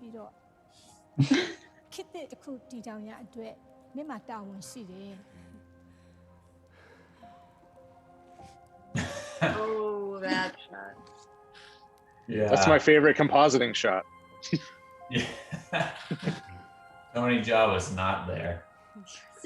Nice. Yeah, I still think that the eyeline is weird. Oh yeah. Yeah. But then if you flip it, the Buddha's on the other side. Everything cool? Who cares about the Buddha? Not another one, is it? You gotta be safe about these things. You never know. Be like Goldilocks and the 3 aliens out here, you know what I mean?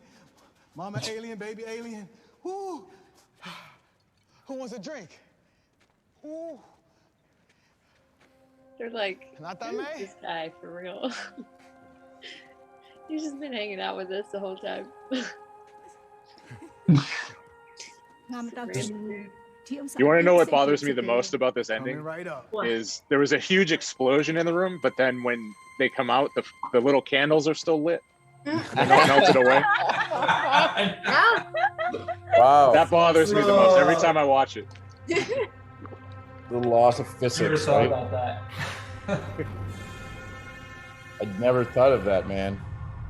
All right, here we are, the credits. Wow. It's actually a cool credit sequence. I haven't seen it.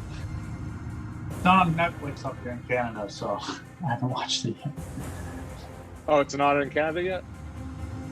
I think it's on VOD, but Netflix, it's only in the States right now, I believe. Let me tell you, end credits are hard. Like, Yeah, they always change it until the last minute. There's always someone.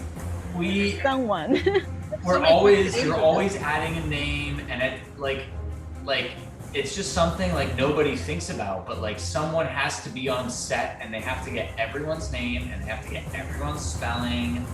Like you literally just need someone with like a pen and a pad, running up to every single crew member and being like, here, sign this. I just need your name for the credits. Like, you know, it's like, it's one of those like little things, but not so little things that people always forget about. So it was a challenge, just like look at all these names. Like there's just names here, and just. And you know, someone was forgotten. There's someone that's not on here that's like, where's my name? Yeah, we tried our darnest to get everyone's name in there. You know, we had to reach out to all the production heads, and it was tough. And I knew I knew that was going to be an issue when I was on set. So I would like to give myself a little pat on the shoulder and say that I did kind of get some of that hard work out of the way by getting most people's names. But yeah, a lot of people were left out, and then we had to add it in and export. We did 25 versions of the end credits. Wow. Not bad. Not bad. That means that you fucked 24 times. I exported this. Fucked up 24 times then. Like a Marvel movie. It's like a Marvel movie. Who did those credits, Dan? Oh, that's right. Sydney did the credits. So many Greek names. Yeah. So many Greek names. Hard to spell. We shot in Cyprus. And the investors' names were wrong. Do you remember that? When we sent it over? I do. Their names were misspelled. Well, we spelled it correctly on our end, but yeah, it was, well, I mean, we spelled it how we got it. So that what version of, how many versions of the cut altogether? Like how many versions of Jiu Jitsu timelines did you have? Well, you know, we worked in reels, so, you know, each reel had its own version. I mean, I can probably, you know, just take a quick peek in here. But yeah, I mean, you can see all the different versions. We had six versions of reel 4, you know, probably the same for every reel, like rough, you know, offline. But then, then when we combined everything together, we had to do 10 outputs for QC, which took a while. You know, every time I exported the film, I would have to put it on a hard drive, drive it over to the QC lab. That 10 times. Right. Right on. Really nitpicky notes. No animals were harmed during this production of this movie. Sweet. Well, there was almost a panther that was harmed. That was almost a panther. You guys want to see the panther? Sure. So in the script at the beginning of the movie, there's a panther that looks like it's chasing the main character. I remember that in the first version we got, the 10th. I made a sound design for it. Yeah, maybe we should release another cut of this movie now. the panther edit, yeah. Dimitri asked us to create a panther, and we just didn't have the budget to do a proper panther, so we're gonna watch the panther edit. Get ready.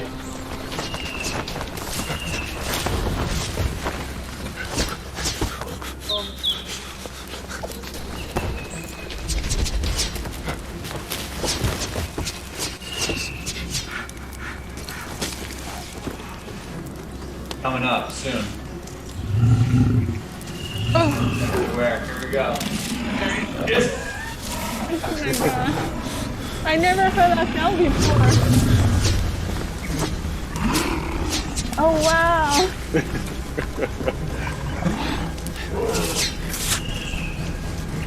Anywho, yeah. I just love how the panther is like chasing after Elaine, and he's like, "Oh shit, I'm out of here." There's an alien chasing me now. Yeah, and the thing is, the whole edit, like this whole intro in terms of timing was like timed so that, you know, to make time for the Panther and to make space for the Panther. So yeah, it's kind of one of those things. It's you know, we had already locked it and sent it to, you know, to you guys for sound, and we sent it to Adam, the composer for music, and then we ended up axing the Panther. So it's just like one of those things where there's, you know, kind of oddly a lot of like, you know, here's the final version of the film, Jake turns, and then there's all this negative space here for, you know, a long time because there was supposed to be a Panther. It was designed for the Panther, but we added ninja stars. It's good. It's good. Yeah. I But begged yeah. Dimitri to get rid of the Panther. 'Cause it was just not a good, so we basically downloaded that Panther from YouTube and I composited it in, and it's the best that it could look, but it's just not a good Panther. So yeah. Yeah, I mean, we definitely didn't have budget for like true CGI Panther. Or time. I mean, that was We the had main neither reason. budget nor time. Yeah, Right. but Cool. How do we do, Rachel? You're the expert of this. I think you guys did a great job. There's so many things that I would have never guessed that are totally hidden, that totally didn't see cuts, didn't see things. The VFX are very well hidden and everything. It's super awesome. We actually, if you guys want to go into a short little Q&A, I have a couple questions, and I know that there are a couple people in the chat talking right now. We do have another question from Asmaquita. She said, she or he, I'm not sure if it's a male or female, was the entire film shot in Cyprus, and what was the best part of this and the worst part, if any? And that goes to anyone who wants to answer. well, it was entirely shot in Cyprus. From my perspective, the best part was just being in Cyprus was awesome. You know, we had a really cool, you know, we were staying at hotels right by the beach on the Mediterranean. It sounds tough. Yeah, it was rough. The worst part of it were the heat waves. I mean, we had, the heat was really tough on set. And I mean, I can't really complain as the editor because I spent most of it in the hotel, in the Hilton Hotel with wonderful AC. So, but I know for the crew, that was probably the hardest part. But that's me anyway. Yeah. I know. I had the AC for the computers, really not for you. Yeah. Anybody else there? What was the think best? anyone else was in Cyprus? Well, what was the best and worst part, if any, just in the film in general?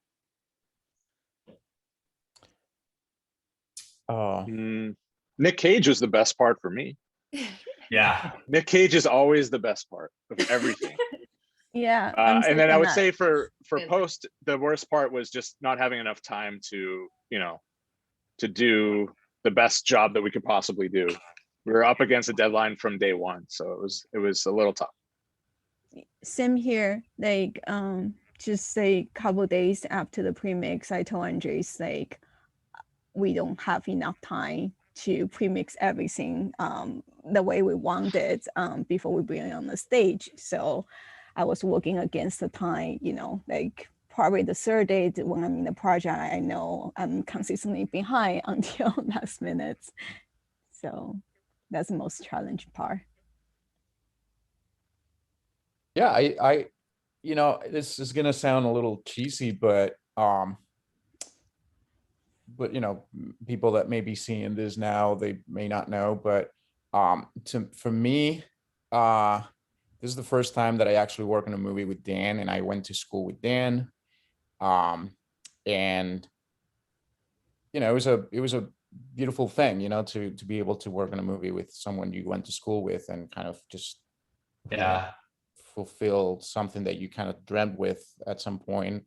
And then I also got to work with people that I've taught in film school, which it's also another beautiful thing on another different level, because Sydney and Dominic were students at LA Film School, which is where I used to teach, and it was just a beautiful sort of project that included many aspects of my life, and so that to me was the best part, but has nothing to really do with the movie or Nick Cage, unfortunately. Sorry. Anyone else there? Yeah, I guess just like most of the other answers, obviously, at least in post, the worst part is always like time restraints and budgets too. Like we did have a lot of time at the beginning of the movie, but then once we started to get in the thick of things and all the updates from updated VFX and everything came, it felt like the timeline was a lot tighter than it originally seemed at the beginning, but that was fine. I still had a lot of fun working with Andreas and our other post sound editors, just trying to figure out everything, Brax's emotions and the sound for all that. And yeah, there wasn't really a lot of like bad worst parts per se, just the typical stuff you run into in post-production on feature films, especially in independent filmmaking. It's always usually time and budget. That's really it. We did a lot of changes after we turned reels over to you, which I know is like kind of a big post no-no. But that always happens, right? Like it's a bummer when it does, but it's just something that comes with the territory. So yeah. But yeah, it was a great time. Yeah. There's no such thing as picture log anymore. No. When I worked at the trailer house, the saying was a flaccid blatch, because you would think you were blocked, and then the day it's supposed to be delivered, they're like, "Oh, we got a version 92." So, I don't know how to say this name, but Matthias Sanda 7 says, thank you guys for this. Thanks for doing this. Also, Newbie23 also says thank you and says, hi, Andreas and Yuting. This is Lisa. Great to watch this with you. Lisa. Hi, Lisa. This is awesome. Matthias Zonda 7 also has a question. Is there in the movie original sound that was recorded during the shooting? I guess, like, did you save some of any of the original sound from the shoot, or did you replace a lot of it? There's definitely a lot of original sound for sure. I mean, Brax is pretty much entirely replaced. Well, in terms of sound, I mean, the whole soundtrack is the only thing we kept from production is dialogue, and there's not much dialogue in the film anyway. So I would say virtually 95 or 96% of the soundtrack is post. I mean, even when you think there's dialogue because somebody's saying things like, or not saying things, but efforts, right? They're making noises with their mouths, but most of that was recreated afterwards too. So yeah, it's virtually like almost entirely post sound. I have a question. When did post-production end for you guys? Never. It never ended. When did it sort of end? You're still in post-production, Dan. Yeah, like the end of November 2020. Like, yeah, like basically like weeks before it was, maybe like 3 weeks before it was released is when I think it ended. Because I mean, we were really done with the film in May. But then you have to do the deliverables, then you have to do the subtitles, and you have to do all this like slew of stuff that that Netflix needs, that Paramount Plus needs, that the distributor needs. So there's all that you have to do. So yeah, we finished the film like I would say May 2020. But then yeah, November 2020 is kind of when I stopped doing things. Yeah. Wow. And that kind of leads into my question, my bigger question. I don't want to talk about last year really in any sense, other than the fact, like, how has that changed your workflow? You know, maneuvering through those waters of Well, last year. it didn't hit right until the very end. Well, I mean, it did partially, but not for the bulk of post. Because I Yeah, remember we I'm were, literally like start quarantine 2 days after we finished final mix. So we yeah, finished the final mix on March 14th, and then Andres and I had the last hangout on March 16th, and after that, that's it. My quarantine started. yeah. You guys got lucky. Well, I mean, there was already talks about it, and I think in the mix room we were kind of like, should we be here together, and kind of thing. You know, like nobody really knew, but it was at the very beginning, so it didn't really hit us the way it did to other productions. And then by the time it you know, we were all in lockdown, I think it was time for Dan to be locked down doing all the deliverables anyway. So Yeah, I mean, honestly, I got really lucky to have this on my plate where, you know, I could just do it all myself and have a big project on my lap for, you know, through 2020. It was kind of a blessing in disguise. As much as I frankly hated doing all the deliverables, it was a good thing. Yeah. So to kind of go back to the movie just a little bit, everybody was talking about the sound effects for Brax. Dominic, what did you use for inspiration for the character when you designed when you were working on the sounds for him? Because you're predominantly the one that did that, correct?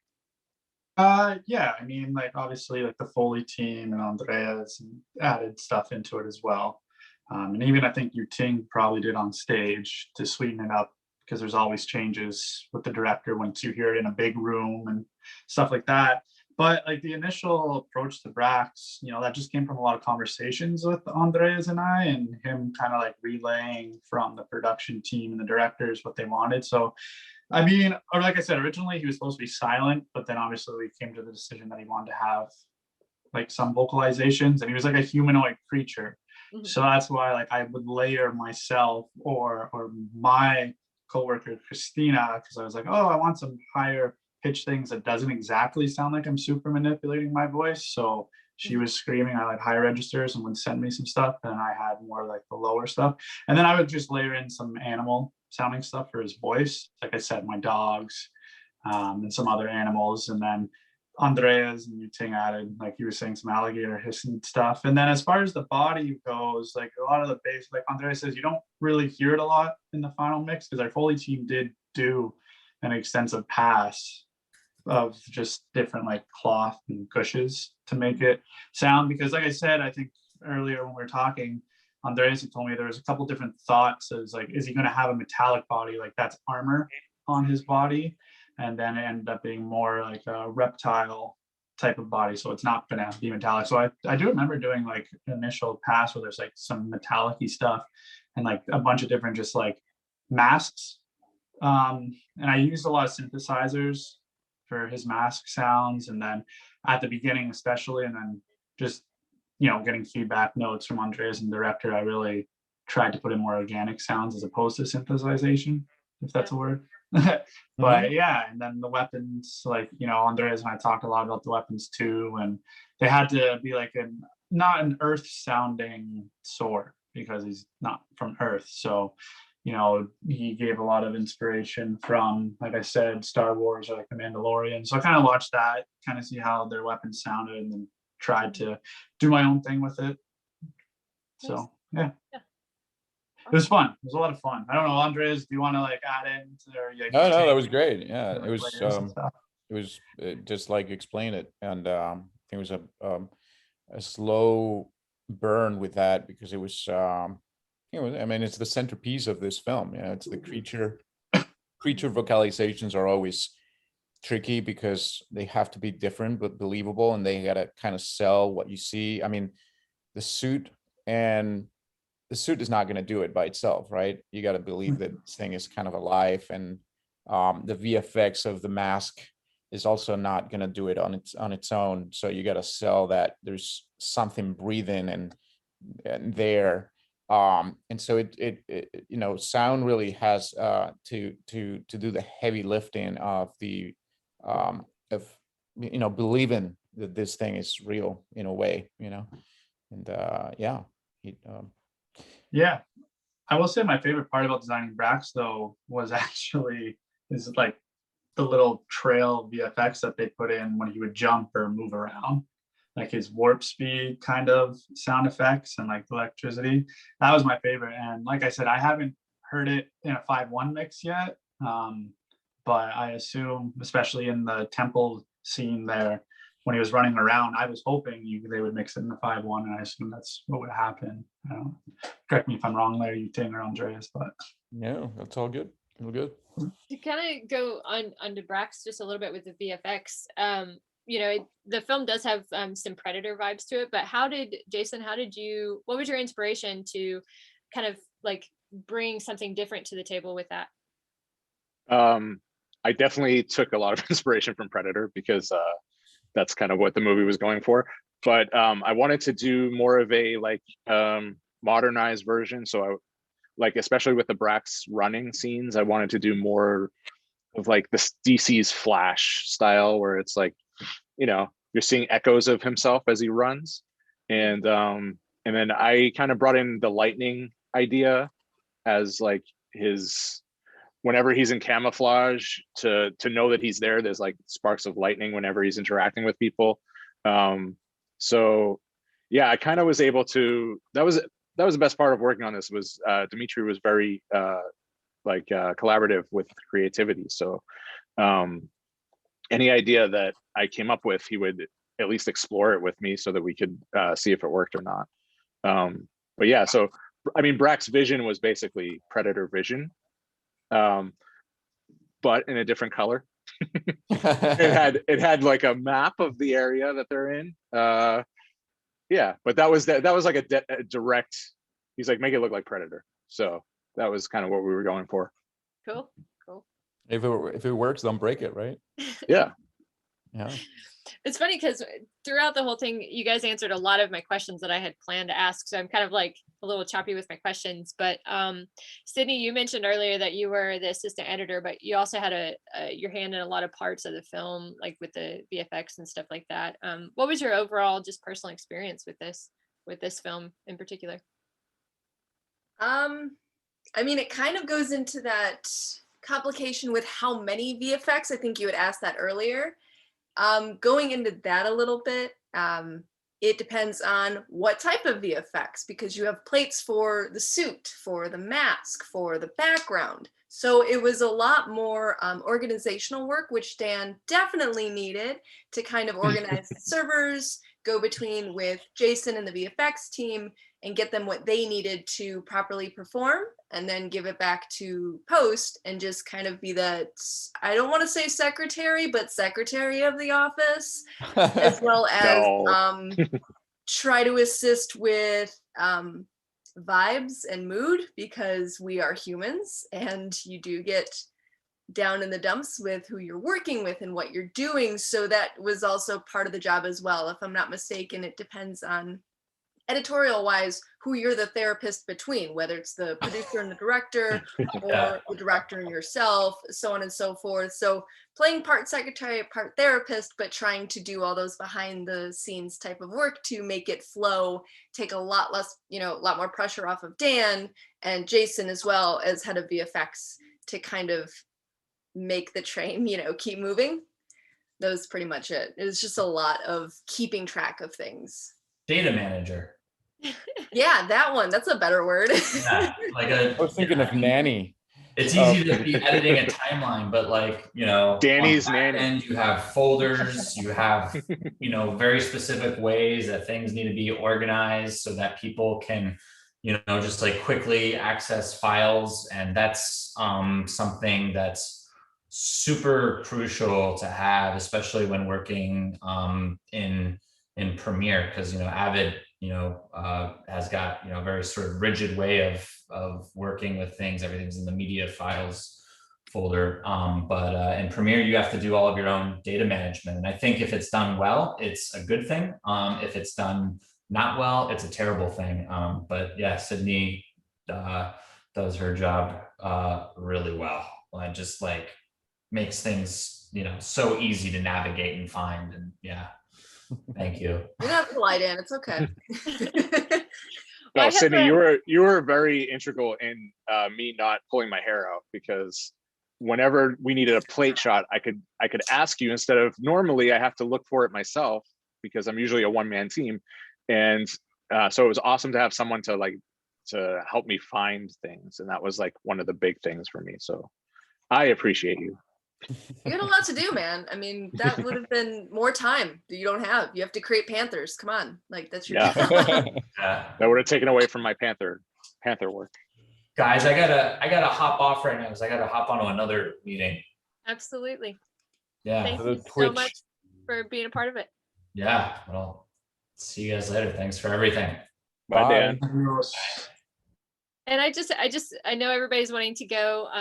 You want to finish your day, but just as a quick little question, are there any last thoughts from anyone that you would like to share with the audience that we have here? Any fun experiences, any fun stories, anything that you want to, anything about filmmaking, you know, inspirational words? I don't know. Yeah.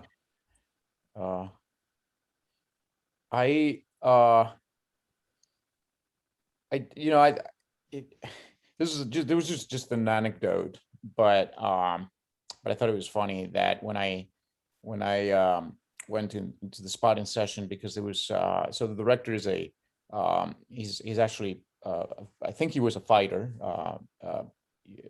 you know, years ago, and you know, he's in really good shape. He's a tough guy, and you know, he clearly knows, you know, the fighting moves and all the whole thing. And when I went in, and I'm clearly not that kind of guy, you know. So when I went to the spotting session, which is where you talk about how the sound of the thing is going to be, and you know what's needed for the sound design. I remember getting to the first fighting scene, and you know, like, you know, he was going through all the technicalities of what that kind of punch is and what that kind of punch is, and each punch has a name, and that I don't know, like each part of the body is different, you know. It's like, and then he got to one particular one. I was like, do you know what that punch is? Like, it's a punch. Like, well, yeah, but you know, that's in like the upper part of the chest or whatever, you know. Like, have you ever been punched there? I'm like, no. And then he's like, do you want to? Like, no. But I think that was his way of just explaining, you know, maybe that's how you get to create the sound of that punch more realistically, right?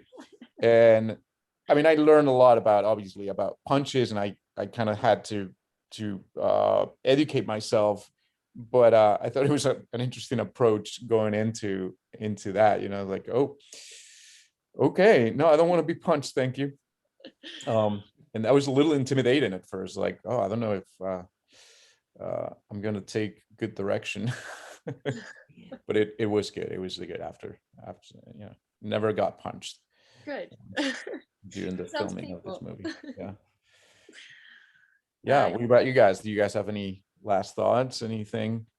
I'll just say Dimitri's definitely an intimidating dude, but he's also like a teddy bear at the same time. Yeah.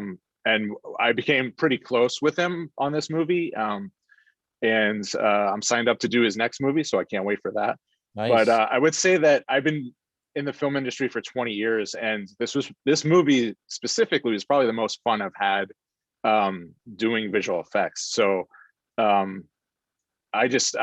love this movie. It's cheesy, and it's just a fun, you know, action movie with aliens in it. So what else can you say about it? And it has Nick Cage. So this is like the ultimate career you know, goal for me. You made it. Nice.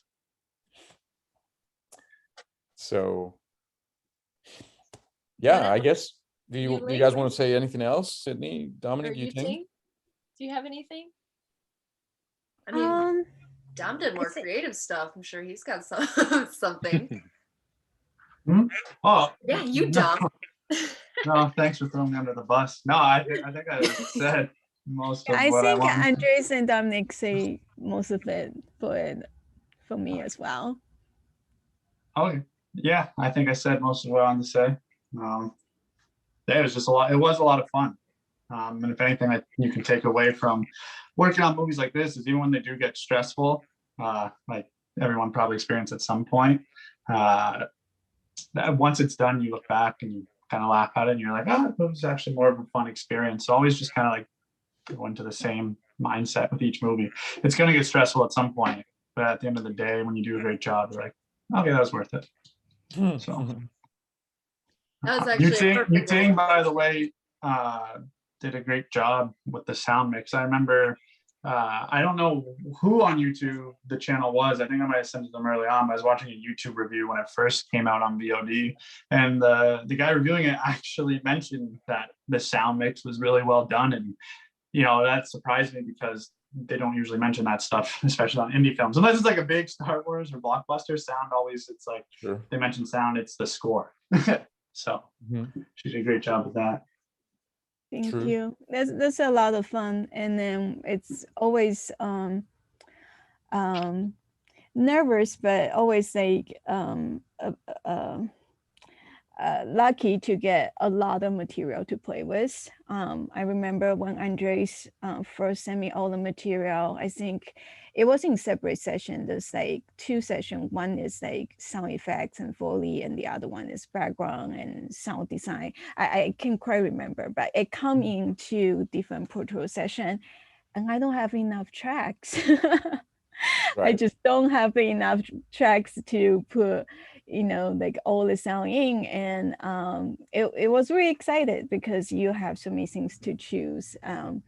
But like we mentioned, like in the movie, we are against time, so that kind of nerve-wracking. But all the creativity really comes out when you have the time pressure.